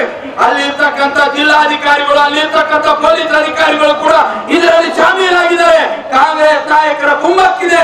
ಈ ಕುಮ್ಮಕ್ಕಿನಿಂದ ಇವತ್ತು ಎಸ್ಐಟಿ ರಚನೆ ಆಗಿದೆ. ಎಸ್ಐಟಿ ರಚನೆ ಬಗ್ಗೆ ನಮಗೆ ತಕರಾರಿಲ್ಲ. ಆದ್ರೆ ಎಷ್ಟು ದಿವಸ ಈ ಎಸ್ಐಟಿ ಈ ರೀತಿಯ ಬುರುಡೆ ಮಾತನ್ನ ಕೇಳಿಕೊಂಡು ನೆಲೆಗಳನ್ನ ಅಗಿತಾ ಹೋಗ್ತಾರೆ? ಅದಕ್ಕೆ ಇದನ್ನು ತಕ್ಷಣ ನಿಲ್ಲಿಸಬೇಕು. ಅವನಿಗೆ ಮಂಪರು ಪರೀಕ್ಷೆಗೆ ಒಳಪಡಿಸಬೇಕು. ಅವನ ಹಿಂದೆ ಇರ್ತಕ್ಕಂಥ ಕಾಣದ ಕೈಗಳು ಯಾವ್ಯಾವ ಇದಾವೆ ಅವುಗಳನ್ನ ತನಿಖೆ ಮಾಡಬೇಕು. ಮತ್ತು ಇದು ನಿಜವಾಗಿ ಈ ತನಿಖೆಯಿಂದ ಹೊರಗೆ ಬರಬೇಕು.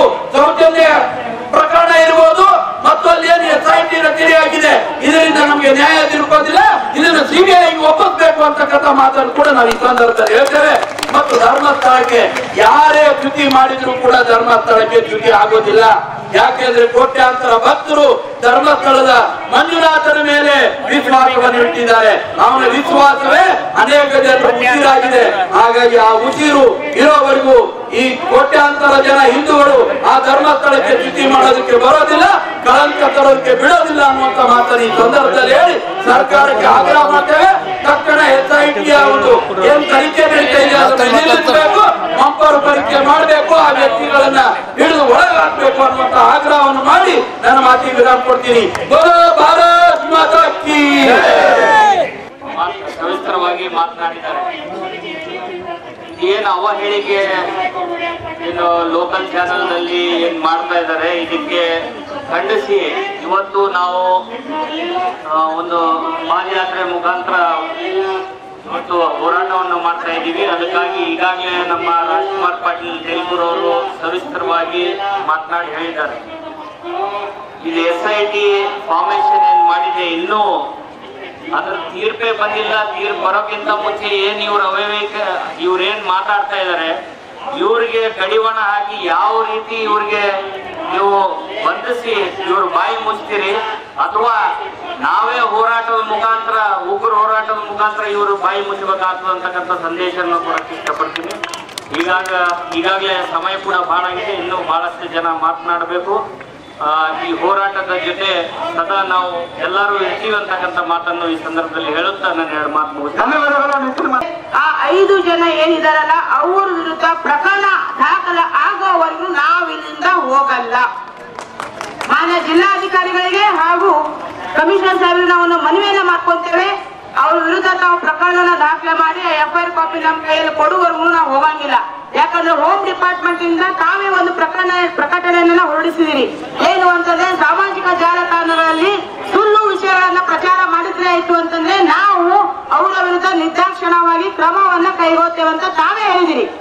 ಸತತವಾಗಿ 15 ದಿವಸದಿಂದ ಸುಮ್ಮನೆ ಬಾಯಿ ಪಡ್ಕೊಳ್ಳಿಕತ್ತಾರೆ. ಯಾಕೆ ನೀವು ಅವ್ರ ವಿರುದ್ಧ ಪ್ರಕರಣ ದಾಖಲೆ ಮಾಡ್ತಾ ಇಲ್ಲ? ಮಾತಿಗೊಮ್ಮೆ ಅಂತ ನಮ್ಮ ಹತ್ರ ಮೊಬೈಲ್ ಅಲ್ಲಿ ಎವಿಡೆನ್ಸ್ ಇದೆ, ಯಾವ ಎವಿಡೆನ್ಸ್ ಇದೆ ತಮ್ಮ ಹತ್ರ ಎವಿಡೆನ್ಸ್ ಇತ್ತಂದ್ರೆ ನೀವು ಯಾಕೆ SIT ತನಿಖೆ ಅಧಿಕಾರಿಗಳಿಗೆ ಕೊಡ್ತಾ ಇಲ್ಲ? ಆ ವಿಷಯ SIT ಅಧಿಕಾರಿಗಳ ಗಮನಕ್ಕೆ ಬಂದ್ರು ಕೂಡ ಅವರಿಗೆ ನೋಟಿಸ್ ಅನ್ನ ಕಳಿಸಿ ಯಾಕೆ ಎವಿಡೆನ್ಸ್ ಅನ್ನ ಕಲೆಕ್ಟ್ ಮಾಡ್ತಾ ಇಲ್ಲ? ಫಸ್ಟ್ ಒಬ್ರು ಮಾತಾಡ್ದ, ಅವಾಗ ನೀವೇನಾದ್ರು ಪ್ರಕರಣ ದಾಖಲೆ ಮಾಡಿದ್ರಿ ಅಂತಂದ್ರೆ ಉಳಿದವ್ರು ಮಾತಾಡ್ತಿರ್ಲಿಲ್ಲ. ಒಬ್ಬ ಬಿಟ್ಟು ಇಬ್ರು ಬಿಟ್ಟು 3 4 ಬಿಟ್ಟು 5 ಆಗ್ಯಾರ, ಮತ್ತೆ ಒಬ್ರಾಗನ ಒಬ್ರು ಬರ್ಲಿಕ್ಕತ್ತ. ಅದಕ್ಕಾಗಿ ನಮ್ಮ ಮನವಿ ಇಷ್ಟೇ, ಅವರ ವಿರುದ್ಧ ಪ್ರಕರಣ ದಾಖಲೆ ಆಗ್ಬೇಕು. ಶ್ರೀ ಕ್ಷೇತ್ರ ಧರ್ಮಸ್ಥಳ ಜೊತೆಗೆ ನಾವೆಲ್ಲ ಇರ್ತೇವೆ. ಸೌಜನ್ಯ ಪ್ರಕರಣ ಸಂಬಂಧಪಟ್ಟಾಗೆ ಈಗಾಗಲೇ ನಾವು ಹೋರಾಟ ಮಾಡಿದ್ದೇವೆ, ಇನ್ನ ಮುಂದಾದ್ರೂ ನಾವು ಮಾಡ್ತೇವೆ. ಎಲ್ಲಾ ಪ್ರಕರಣಗಳಲ್ಲಿ 2 ಬಾರಿ ಮಂಪರಿ ಪರೀಕ್ಷೆಯನ್ನ ಮಾಡಿ CID ತನಿಖೆ ಆದಂತ ಪ್ರಕರಣ ಯಾವ್ದಾದ್ರು ಇತ್ತಂತಂದ್ರೆ ಅದು ಯಾವ್ದು ಅಂತಂದ್ರೆ ಸೌಜನ್ಯ ಪ್ರಕರಣ. ಈಗಲೂ ಕೂಡ ಅವ್ರ ಜೊತೆಗೆ ಅವರ ಪ್ರಕರಣ ಜೊತೆಗೆ ಅವ್ರ ಜೊತೆ ತೊಂದರೆ ಆಯ್ತು ಅಂತಂದ್ರೆ ನಾವು ನಮ್ಮ ಸಂಘಟಕರಿ ನಾವು ಕೂಡ ಬರ್ತೇವೆ. ಇನ್ನ ಒಂದೇನು ಅಂತಂದ್ರೆ ನಿನ್ನೆ ಹೌಸ್ ಅಲ್ಲಿ ಶ್ರೀ ಕ್ಷೇತ್ರ ಧರ್ಮಸ್ಥಳ ವಿಷಯಕ್ಕೆ ಆಡಳಿತ ಪಕ್ಷದವರಾಗಲಿ ವಿರೋಧ ಪಕ್ಷದವರಾಗಲಿ ಈ ವಿಷಯವಾಗಿ ಮಾತನಾಡಲಿಕ್ಕೆ ಅವಕಾಶ ಕೊಡ್ತಾ ಇಲ್ಲ. ಯಾಕೆ ತಾವು ಅವಕಾಶ ಕೊಡ್ತಾ ಇಲ್ಲ? ಅವಕಾಶ ಕೊಡಬೇಕು. ಯಾಕಂದ್ರೆ ಶ್ರೀ ಕ್ಷೇತ್ರ ಧರ್ಮಸ್ಥಳದ ವೀರೇಂದ್ರ ಹೆಗಡೆ ಅವರು ಯಾವುದೇ ಪಕ್ಷ ನೋಡ್ಲಿಲ್ಲ, ಯಾವುದೇ ಧರ್ಮ ನೋಡ್ಲಿಲ್ಲ. ಎಲ್ಲ ಒಂದ್ ಕಡೆ ನಮಗೂ ಕೂಡ ಕಿವಿ ಬಿತ್ತು ಮಾಧ್ಯಮದ ಮುಖಾಂತರ ಏನು ಅಂತಂದ್ರೆ ಹೆಗಡೆ ಅವರು ಭಾರತೀಯ ಜನತಾ ಪಕ್ಷದ ವಿಧಾನಸಭಾದ ಸದಸ್ಯರಿದ್ದ ಸಲುವಾಗಿ ರಾಜ್ಯಸಭಾ ಸದಸ್ಯರಿದ್ದ ಸಲುವಾಗಿ ಅವರು ಈ ಪ್ರಕರಣವನ್ನ ಅವ್ರ ಪರವಾಗಿ ಅಂತ ದಯಮಾಡಿ ಸ್ವಾಮಿ, ಈಗ ಕಾಂಗ್ರೆಸ್ ಗೌರ್ಮೆಂಟ್ ಅದ, ಅವ್ರು ಯಾವ್ದಾದ್ರು ಸ್ಕೀಮ್ ಬಂದಾಗವೇನು? ನೀವು ಈಗ ಗ್ಯಾರಂಟಿ ಕೊಟ್ಟಿರಿ, ಅವ್ರು 30 ವರ್ಷ ಹಿಂದೆ ಗ್ಯಾರಂಟಿ ಕೊಟ್ಟಾರ. ಅದನ್ನ ತಾವು ತಲೆಯಲ್ಲಿ ಇಟ್ಕೋಬೇಕು. 50 ವರ್ಷಕ್ಕಿಂತ ಮದುವೆ ಆದ್ರೆ ನಾನ್ ದೊಡ್ಡ ನನ್ ಕಿವಿ ಬಿದ್ದ ನನ್ ತಿಳುವಳಿಕೆ ಬಂದ್ಮೇಲೆ 30-35 ವರ್ಷದಿಂದ ಅವ್ರು ಏನು ಇದಾವ ಸ್ಕೀಮನ್ನ ನಾನು ಕೇಳ್ತಾ ಬರ್ತಾ ಇದ್ದೀನಿ. ಅದಕ್ಕಾಗಿ ಹೌಸ್ಗಳಲ್ಲಿ ದಯಮಾಡಿ ಈ ವಿಷಯವನ್ನ ಚರ್ಚೆ ಮಾಡ್ಲಿಕ್ಕೆ ಅವಕಾಶ ಕೊಡಬೇಕು. ಹೀಗಾಗಿ ನಾನು ಇಷ್ಟ ಹೇಳ್ತಾ ಇದ್ದೀನಿ, ತಮ್ಮದ ಮಾಧ್ಯಮದ ಮುಖಾಂತರ ಹೌಸ್ ಅಲ್ಲಿ ಈ ವಿಷಯಕ್ಕೆ ಚರ್ಚೆ ಮಾಡಿ ಆ 5 ಜನರನ್ನ ಮೇಲೆ FIR ದಾಖಲೆ ಮಾಡಿ ಈ ವಿಷಯವನ್ನು SIT ಬೇಡ CBI ತನಿಖೆ ಕೊಟ್ಟು ಈ ಪ್ರಕರಣವನ್ನು ದಾಖಲೆ ಮಾಡಬೇಕು. ಎಲ್ಲ ಶಾಸಕರು MLA ಮಿನಿಸ್ಟರ್ಸ್ ಯಾವುದೇ ಪಕ್ಷದವರಾಗಲಿ ಈ ವಿಷಯಕ್ಕೆ ತಾವು ಅದಕ್ಕೆ ಬೆಂಬಲವನ್ನ ಸೂಚಿಸಬೇಕು. ತಾವೇನಾದ್ರೂ ಮಾಡಿಲ್ಲ ಅಂತಂದ್ರೆ ಮುಂಬರುವ ದಿನ ದಿನಗಳಲ್ಲಿ ರಾಜ್ಯಾದ್ಯಂತ ನಮ್ಮ ಎಲ್ಲ ಧರ್ಮಸ್ಥಳ ಮಂಜುನಾಥ ಸ್ವಾಮಿಯ ಭಕ್ತರು ತಮ್ಮ ತಮ್ಮ ಕ್ಷೇತ್ರದಲ್ಲಿ ತಾವು ಬಂದಿದ್ದೆ ಆಯ್ತಂದ್ರೆ ಕಪ್ಪು ಬಟ್ಟೆ ಪ್ರದರ್ಶನ ಮಾಡ್ಬೇಕಂತ ಒಂದು ನಾಂದನ್ನು ಕೂಡ ನಾವು ಅವರಿಗೆ ಹೇಳಬೇಕಾಗುತ್ತೆ ಅನ್ನೋ ವಿಷಯವನ್ನು ಕೂಡ ತಮ್ಮ ಮಾಧ್ಯಮ ಮುಖಾಂತರ ಹೇಳ್ತಾ, ಈಗ FIR ಆಗೋರ್ನು ಹೋಗಂಗಿಲ್ಲ, FIR ಆಗ್ಬೇಕು. ಇದೇ ತರ ನೀವೇನಾದ್ರೂ ಮೇಲಿಂದ ಮೇಲೆ ಮತ್ತೆ ಯಾರು ಮಾತಾಡಿದ್ರು ಅಂತಂದ್ರೆ ರಾಜ್ಯಾದ್ಯಂತ ನಾವು ಧರ್ಮಸ್ಥಳ ಮಂಜುನಾಥ ಭಕ್ತರಿಗೆ ಧರ್ಮಸ್ಥಳ ಚಲೋ ಅನ್ನೋ ಅಭಿಯಾನ ಕೂಡ ನಾವು ನಮ್ಮ ಎಲ್ಲ ಪ್ರಮುಖರ ಮತ್ತು ಹಿರಿಯರ ಮತ್ತು ಮಠಾಧೀಶರ ನೇತೃತ್ವದಲ್ಲಿ ನಾವು ಹಾಕೋತೇವೆ ಅನ್ನೋ ಮಾತನ್ನ ಹೇಳ್ತಾ, ಇಲ್ಲಿದ್ದವ್ರು ಯಾರು ದಯಮಾಡಿ ರಾಜಕಾರಣಿಗಳ ನಾಡಿನ ಪುಣ್ಯಕ್ಷೇತ್ರಗಳು ಒಂದಾದಂಥ ಶ್ರೀ ಕ್ಷೇತ್ರ ಧರ್ಮಸ್ಥಳಕ್ಕೆ ನೂರಾರು ವರ್ಷಗಳ ಭವ್ಯವಾದ ಇತಿಹಾಸ ಮತ್ತು ಪರಂಪರೆ ಇದೆ, ಪ್ರಾಚೀನತೆ ಇದೆ. ಕರ್ನಾಟಕವೂ ಸೇರಿದಂತೆ ದಕ್ಷಿಣ ಭಾರತದಾದ್ಯಂತ ಲಕ್ಷಾಂತರ ಕೋಟ್ಯಾಂತರ ಭಕ್ತರು ಅತ್ಯಂತ ಶ್ರದ್ಧೆ ನಂಬಿಕೆಯಿಂದ ನಡೆದುಕೊಳ್ಳುವಂಥ ಕ್ಷೇತ್ರ. ಆ ಕ್ಷೇತ್ರದಲ್ಲಿ ಕೆಲವು ದುಷ್ಕೃತ್ಯಗಳು ನಡೆದಿವೆನಂತ ಅನಾಮಿಕರ ದೂರಿನ ಮೇಲೆಗೆ ರಾಜ್ಯ ಉಚ್ಚ ನ್ಯಾಯಾಲಯ ಆದೇಶ ನೀಡಿರುವಂಥ ರಾಜ್ಯ ಸರ್ಕಾರ ಆ ವಿಷಯದ ಮೇಲೆ SIT ರಚನೆ ಮಾಡಿರುವಂಥದ್ದು ಸ್ವಾಗತಾರ್ಹ. ಆದರೆ ಕಳೆದ 13 ದಿನಗಳಿಂದ ಉತ್ಖನನ ಕಾರ್ಯ ಮಾಡಿದ್ರೂ ಸಹಿತ SIT ತಂಡ 15 ಅಡಿ 18 ಅಡಿ 20 ಅಡಿಗಳ ತನಕ ಆಳವ ತೆಗೆದರೂ ಸಹಿತ ಅದು ಯಾವುದೇ ಮನುಷ್ಯನ ಆಸ್ತಿ ಪಂಜರಗಳಾಗಿರ್ಬೋದು ತಲೆಬುರುಡೆ ಸಿಕ್ಕಿಲ್ಲ. ಹೀಗಾಗಿ ಅನಾಮಿಕ ಹೇಳಿರುವಂಥ ಮಾತು ಸತ್ಯದಿಂದ ಕೂಡಿಲ್ಲ, ಅದು ಸುಳ್ಳಿನಿಂದ ಕೂಡಿದೆ. ದಿನ ಬೆಳಗಾದ್ರೆ ಧರ್ಮಾಧಿಕಾರಿಗಳ ಕುರಿತು ಸಾಮಾಜಿಕ ಜಾಲತಾಣ ನಿರಂತರವಾಗಿ ಅವಹೇಳನಕಾರಿ ಅಂತ ಪೋಸ್ಟ್ಗಳನ್ನು ಹಾಕೋದ್ರ ಮೂಲಕ ಅವರ ಘನ ವ್ಯಕ್ತಿತ್ವಕ್ಕೆ ಮತ್ತು ಅವರ ಸಾಮಾಜಿಕ ಸ್ಥಾನಮಾನಕ್ಕೆ ಧಕ್ಕೆ ತರುತ್ತಿರುವಂಥ ಹಿನ್ನೆಲೆಯಲ್ಲಿ ರಾಜ್ಯದ ಮನೆ ಮುಖ್ಯಮಂತ್ರಿಗಳು ಮತ್ತು ಗೃಹ ಸಚಿವರಿಗೆ ಕೈ ಮುಗಿದು ಪ್ರಾರ್ಥನೆ ಮಾಡ್ತೇನೆ, ಕೂಡಲೇ ಸಾಮಾಜಿಕ ಜಾಲತಾಣಗಳಲ್ಲಿ ಸುಳ್ಳು ಸುದ್ದಿಗಳನ್ನ ಪೋಸ್ಟ್ಗಳನ್ನ ಹರಡಿರುವವರ ಮೇಲಿನ ಪ್ರಕರಣ ದಾಖಲಿಸಿಕೊಂಡು ಅವರನ್ನ ಬಂಧಿಸಿ ಕಾನೂನು ಪ್ರಕಾರ ಕ್ರಮ ಕೈಗೊಳ್ಳಬೇಕು. ಈಗಾಗಲೇ ಸತ್ಯ ವಾಸ್ತವ ರಾಜ್ಯದ ಮುಖ್ಯಮಂತ್ರಿಗಳಿಗೆ ಗೊತ್ತಿದೆ, ಯಾರ ಒತ್ತಡಕ್ಕೆ ಸರ್ಕಾರ ಮಣಿತಿದೆ. ನಿಷ್ಪಕ್ಷಪಾತವಾಗಿ ತನಿಖೆಗೆ ನಮ್ಮೆಲ್ಲರಿಗೂ ವಿನಂತಿ ಇದೆ. ಸೌಜನ್ಯ ಕೊಲೆಗೆ ನ್ಯಾಯ ಸಿಗಲೇಬೇಕು. ಈ ನಾಡಿನ ಎಲ್ಲ ಮಹಿಳೆಯರಿಗೂ ರಕ್ಷಣೆ ಭದ್ರತೆ ಸಿಗಲೇಬೇಕು. ಹಾಗಂತ ಸೌಜನ್ಯ ಕೊಲೆಯ ಹೆಸರಿನ ಮೇಲೆ ಧರ್ಮಸ್ಥಳ ಸಂಸ್ಥೆಯವರಿಗೆ ಮತ್ತು ಧರ್ಮಸ್ಥಳ ಕ್ಷೇತ್ರಕ್ಕೆ ಈ ರೀತಿ ಕಪ್ಪು ಬಸಿ ಮಾಡುತ್ತಿರೋರ ಮೇಲೆ ಕ್ರಮ ಕೈಗೊಳ್ಳಬೇಕು. ಇವರ ಅಕೌಂಟ್ಗೆ ಲಕ್ಷಾಂತರ ಕೋಟ್ಯಾಂತರ ಹಣ ಹರಿದು ಬಂದಿದೆ. ಎಲ್ಲಿಂದ ಹಣ ಹರಿದು ಬಂದಿದೆ, ಯಾರು ಹಣದ ಮೂಲ ಯಾವುದು, ಇವ್ರಿಗೆ ಯಾಕೆ ಹಣ ಕೊಟ್ಟರು ಅಂತದ್ದು ಕೂಡ ತನಿಖೆ ಆಗಬೇಕು ಅಂತೇಳಿ ಇವತ್ತಿನ ಈ ಹೋರಾಟದ ಮೂಲಕ ವಿನಂತಿ ಮಾಡ್ತೇವೆ. SIT ತನಿಖೆ ನಡೀತಾ ಇದೆ. ನಾವು ವಿನಂತಿ ಮಾಡ್ತೇವೆ ರಾಜ್ಯ ಸರ್ಕಾರಕ್ಕೆ, SITಕ್ಕಿಂತ ಇನ್ನೂ ಹೆಚ್ಚಿನ ತನಿಖೆ ಆಗಬೇಕಂದ್ರೆ CBI ಇಟ್ಕೊಳ್ಳಿ, ಬೇಡ ನ್ಯಾಷನಲ್ ಇನ್ವೆಸ್ಟಿಗೇಷನ್ ಏಜೆನ್ಸಿ NIA ಇಟ್ಕೊಳ್ಳಿ, ಬೇಡ ಅಂತಾರಾಷ್ಟ್ರೀಯ ಮಟ್ಟದಲ್ಲಿ ಯಾವುದಾದ್ರೂ ಒಂದು ತನಿಖಾ ಸಂಸ್ಥೆ ಇದ್ರೆ ಮಾನ್ಯ ಮುಖ್ಯಮಂತ್ರಿಗಳು ಗೃಹ ಸಚಿವರು ಸಮಾಲೋಚನೆ ಮಾಡಿಕೊಳ್ಳಿ. ಆದ್ರೆ ಈ ಸಾಮಾಜಿಕ ಜಾಲತಾಣಗಳಲ್ಲಿ ಪೂಜ್ಯ ವೀರೇಂದ್ರ ಹೆಗಡೆ ಅವರ ಕುರಿತು ಹರಿಬಿಡುತ್ತಿರುವಂತಹ ಪೋಸ್ಟ್ಗಳನ್ನು ನಿಲ್ಲಿಸಬೇಕು ಅಂತ ನಮ್ಮ ವಿನಂತಿ. ನಾಗಲಿಂಗ ಮಠಪತಿ ಇಂದು ಕಲಬುರಗಿ ಮಹಾನಗರದಲ್ಲಿ ಶ್ರೀ ಕ್ಷೇತ್ರ ಧರ್ಮಸ್ಥಳ ಭಕ್ತಾಭಿಮಾನಿಗಳ ವತಿಯಿಂದ ಒಂದು ಬೃಹತ್ ಹೋರಾಟ ನಡೆಸಲಾಯಿತು. ಇನ್ನು ಧರ್ಮಸ್ಥಳದಲ್ಲಿ ಇತ್ತೀಚಿನ ಕಳೆದ 15 ದಿನಗಳಲ್ಲಿ ಏನು ಧರ್ಮಸ್ಥಳದ ವಿರುದ್ಧ ಒಂದು ದೊಡ್ಡ ಷಡ್ಯಂತ್ರ ನಡೀತಾ ಇದೆ. ಆ ಷಡ್ಯಂತ್ರ ವಿರುದ್ಧ ಕಲಬುರಗಿ ಜಿಲ್ಲೆಯಲ್ಲಿ ಇವತ್ತು ಸಾವಿರಾರು ಜನಸಂಖ್ಯೆ ಸೇರಿ ಒಂದು ಬೃಹತ್ ಮಟ್ಟದ ಹೋರಾಟ ನಡೆಸಲಾಗಿದೆ. ಏನು ಧರ್ಮಸ್ಥಳದ ಒಂದು ಪಾವಿತ್ರ್ಯಕ್ಕೆ ಮತ್ತು ಹಿಂದೂ ಧರ್ಮದ ಪಾವಿತ್ರ್ಯಕ್ಕೆ ಧಕ್ಕೆ ತರುವಂತ ಕೆಲ ಕಿಡಿಗಳಿಗಳು ದುಷ್ಕೃತ್ಯವನ್ನು ಎಸಗಿದ್ದಾರೆ, ಅವರ ವಿರುದ್ಧ ಒಂದು ಕಠಿಣ ಕಾನೂನು ಕ್ರಮಗೊಳ್ಳಬೇಕು. ಯಾಕಂದ್ರೆ ಇವತ್ತಿನ ದಿವಸ ಒಂದು ಅನಾಮಿಕ ವ್ಯಕ್ತಿ ಏನು ಹೇಳ್ತಾ ಇದ್ದಾನೆ ಅಂದ್ರೆ ಕಂಡಲ್ಲಿ ಜಾಗ ತೋರಿಸ್ತಾ ಇದ್ದಾನೆ. ಆ ಜಾಗದಲ್ಲಿ 15 ರಿಂದ 20 ಅಡಿ ಆಳ ತೆಗೆದ್ರು ಕೂಡ ಯಾವುದೇ ಒಂದು ಎಲುವು ಕೂಡ ಸಿಗ್ತಾ ಇಲ್ಲ. ಅಂದ್ರೆ ಒಬ್ಬ ಮನುಷ್ಯ ಒಂದ್ ರಾತ್ರಿಯಲ್ಲಿ 15 ಅಡಿ ತೆಗೆಯಲಿಕ್ಕೆ ಸಾಧ್ಯನಾ, ಅಥವಾ ಒಬ್ಬನೇ ಒಂದು ಮನುಷ್ಯ ಒಂದು ಹೆಣವನ್ನು ಹೂಳಲು ಸಾಧ್ಯವಾ? ಇದು ಸರ್ಕಾರ ಬಹಳಷ್ಟು ಗಂಭೀರವಾಗಿ ಆಲೋಚನೆ ಮಾಡಬೇಕು. ಇದೇ ರೀತಿ ಮುಂದುವರೆದೇ ಹೋದರೆ ಅವನು ಕಂಡಲ್ಲಿ ಜಾಗವನ್ನು ತೋರಿಸ್ತಾನೆ. ಇವತ್ತು ಧರ್ಮಸ್ಥಳ ತೀರಿಸ್ತಾನೆ, ನಾಳೆ ರತ್ನಗಿರಿ ಬೆಟ್ಟದಲ್ಲಿ ಭಗವಾನ್ ಬಾಹುಬಲಿ ಮೂರ್ತಿ ಪಕ್ಕದಲ್ಲಿನೇ ಒಂದು ಶವ ಹುತ್ತಿನ ತೋರಿಸ್ತಾನೆ. ಭಗವಾನ್ ಬಾಹುಬಲಿ ಮೂರ್ತಿ ನೆಲದಿಂದ ಸುಮಾರು 38 ಅಡಿ ಎತ್ತರದಲ್ಲಿದೆ. ಆ ಎತ್ತರದಲ್ಲಿ ಅವನು ಹೇಗೆ ಹೆಣ ಉಳಲು ಸಾಧ್ಯ? ಇದನ್ನು ಬಹಳಷ್ಟು ಗಂಭೀರವಾಗಿ ಆಲೋಚನೆ ಮಾಡಬೇಕು.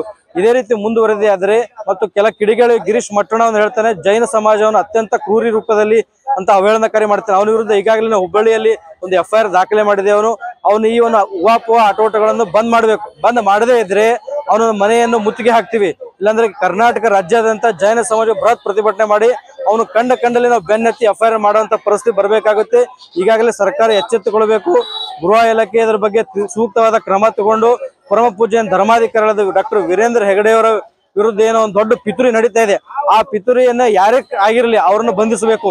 ಏನು ಉದ್ದೇಶಪೂರ್ವಕವಾಗಿ ಧರ್ಮಸ್ಥಳ ಧರ್ಮಾಧಿಕಾರಿಗಳನ್ನು ಜನಸೇವೆಯನ್ನು ಮೆಚ್ಚುಗೆ ಮಾಡಿ ಅವರ ಸೇವೆಯನ್ನು ಸಹಿಸದ ಕೆಲವು ದುಷ್ಟ ಶಕ್ತಿಗಳು ಅತ್ಯಂತ ಅವಹೇಳನಕಾರಿಗೆ ಅವರನ್ನು ವೈಯಕ್ತಿಕವಾಗಿ ನಿಂದಿಸ್ತಾ ಇದ್ದಾರೆ. ಇದೇ ರೀತಿ ಅವರನ್ನು ವ್ಯಕ್ತಿಗತವಾಗಿ ತೇಜೋವಧೆ ಮಾಡಿದ್ದೇ ಆದರೆ ಮುಂದಿನ ದಿನಗಳಲ್ಲಿ ಸಾವಿರಾರು ಜನ ಸೇರಿದ್ದೇವೆ, ಇದೊಂದು ಲಕ್ಷಕ್ಕೆ ಹೋಗುತ್ತೆ. ಕರ್ನಾಟಕ ರಾಜ್ಯ ಬಂದ್ ಮಾಡುವಂತ ಕರೆಗೆ ನಾವು ಆಗ್ರಹ ಮಾಡಬೇಕಾಗುತ್ತೆ. ಈಗಾಗಲೇ ಸರ್ಕಾರ ಇದರ ಬಗ್ಗೆ ಕ್ರಮ ಕೈಗೊಳ್ಳುತ್ತೆ. SIT ತನಿಖೆ ನಡೆಸ್ತಾ ಇದೆ. SIT ತನಿಖೆಗೆ ಪೂಜ್ಯರು ಈಗಾಗಲೇ ಸಂಪೂರ್ಣವಾಗಿ ಸಹಕಾರ ಕೊಟ್ಟಿದ್ದಾರೆ. ಇನ್ನು ಯಾವುದೇ ರೀತಿಯ ಧರ್ಮಸ್ಥಳದ ವತಿಯಿಂದ ಸಹಕಾರ ಬೇಕು ಎಲ್ಲವನ್ನು ನೀಡಲು ತಯಾರಿದ್ದಾರೆ. ಆದರೆ ಕೆಲ ದುಷ್ಟ ಶಕ್ತಿಗಳು ಕಾಣದ ಕೈಗಳು ಹಿಂದೆ ನಡೀತಾ ಇದೆ ಕೆಲಸಗಳು. ಈ ಕಾಣದ ಕೈಗಳಿಗೆ ಎಲ್ಲಿಂದ ಹಣದ ಆದಾಯ ಬರುತ್ತಾ ಇದೆ ಆ ಹಣದ ಆದಾಯವನ್ನು ಮೂಲ ಹುಡುಕಬೇಕು. ಅದೇ ರೀತಿಯಾಗಿ ಆ ಅನಾಮಿಕ ವ್ಯಕ್ತಿಯನ್ನು ಹೆಸರು ಬಹಿರಂಗಪಡಿಸಬೇಕು. ಆ ಅನಾಮಿಕ ವ್ಯಕ್ತಿಗೆ ಯಾರು ಭಯವಿದೆ, ಆ ಭಯವಿದ್ದಿದ್ರೆ ಅದನ್ನು ಬಹಿರಂಗಪಡಿಸಲಿ. ಸ್ವತಃ ಧರ್ಮಾಧಿಕಾರಿಗಳಿಗೆ ಮುಕ್ತವಾಗಿ ಆಹ್ವಾನ ಕೊಟ್ಟಿದ್ದಾರೆ, ಇವರ ವಿರುದ್ಧ ತನಿಖೆ ಆಗಲಿ ಅಂತ. ಹಾಗಿದ್ರೆ ಆ ಅನಾಮಿಕ ವ್ಯಕ್ತಿಗೆ ಯಾರ ವತಿಯಿಂದ ಭಯವಿದೆ, ಜೀವ ಭಯವಿದೆ, ಅವನ ಮುಖವನ್ನು ಬಹಿರಂಗಪಡಿಸಲಿ, ಅವನ ಹೆಸರು ಬಹಿರಂಗಪಡಿಸಲಿ. ಇಲ್ಲಾಂದ್ರೆ ನಾವು ಇನ್ನು ಮುಂದಿನ ದಿನಗಳಲ್ಲಿ ಸಾವಿರಾರು ಜನಸಂಖ್ಯೆ ಕಲಬುರಗಿಯಲ್ಲಿ ಬೃಹತ್ ಪ್ರತಿಭಟನೆ ಮಾಡಬೇಕಾಗುತ್ತೆ. ಇದೇ ರೀತಿಯಾಗಿ ನಾವು ಸರ್ಕಾರ ಒತ್ತಾಯಿಸ್ತೀವಿ. ಆದಷ್ಟು ಬೇಗ ಈ ಒಂದು ವಿವಾದಕ್ಕೆ ಇತ್ತೀಚೆಗೆ ಆಡಬೇಕಂತ ಸರ್ಕಾರದಲ್ಲಿ ನಾವು ವಿನಂತಿಸಿಕೊಳ್ಳುತ್ತೇವೆ. ಧನ್ಯವಾದಗಳು. ಸುರೇಶ್ ತಂಗ, ಕರ್ನಾಟಕ ರಾಜ್ಯ ಅಲ್ಪಸಂಖ್ಯಾತರ ಅಭಿವೃದ್ಧಿ ನಿಗಮದ ಮಾಜಿ ಅಧ್ಯಕ್ಷರು ಮತ್ತು ಕಲಬುರಗಿ ಜಿಲ್ಲಾ ಜೈನ ಸಮಾಜದ ಯುವ ಅಧ್ಯಕ್ಷರು.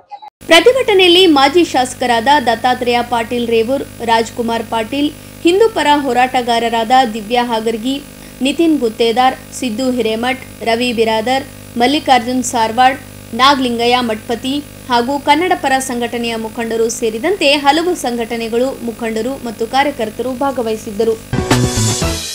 ಈಗ ಚಿಕ್ಕದೊಂದು ವಿರಾಮದ ನಂತರ ಮತ್ತೆ ವಾರ್ತಾ ಸಂಚಿಕೆ ಮುಂದುವರಿಯುತ್ತದೆ. ಕೊಟ್ಟ ಕಾಯ್ದೆ ಪರಿಣಾಮಕಾರಿ ಅನುಷ್ಠಾನಕ್ಕಾಗಿ ಅಧಿಕಾರಿಗಳ ಒಂದು ದಿನದ ಕಾರ್ಯಾಗಾರ ಆಯೋಜನೆ.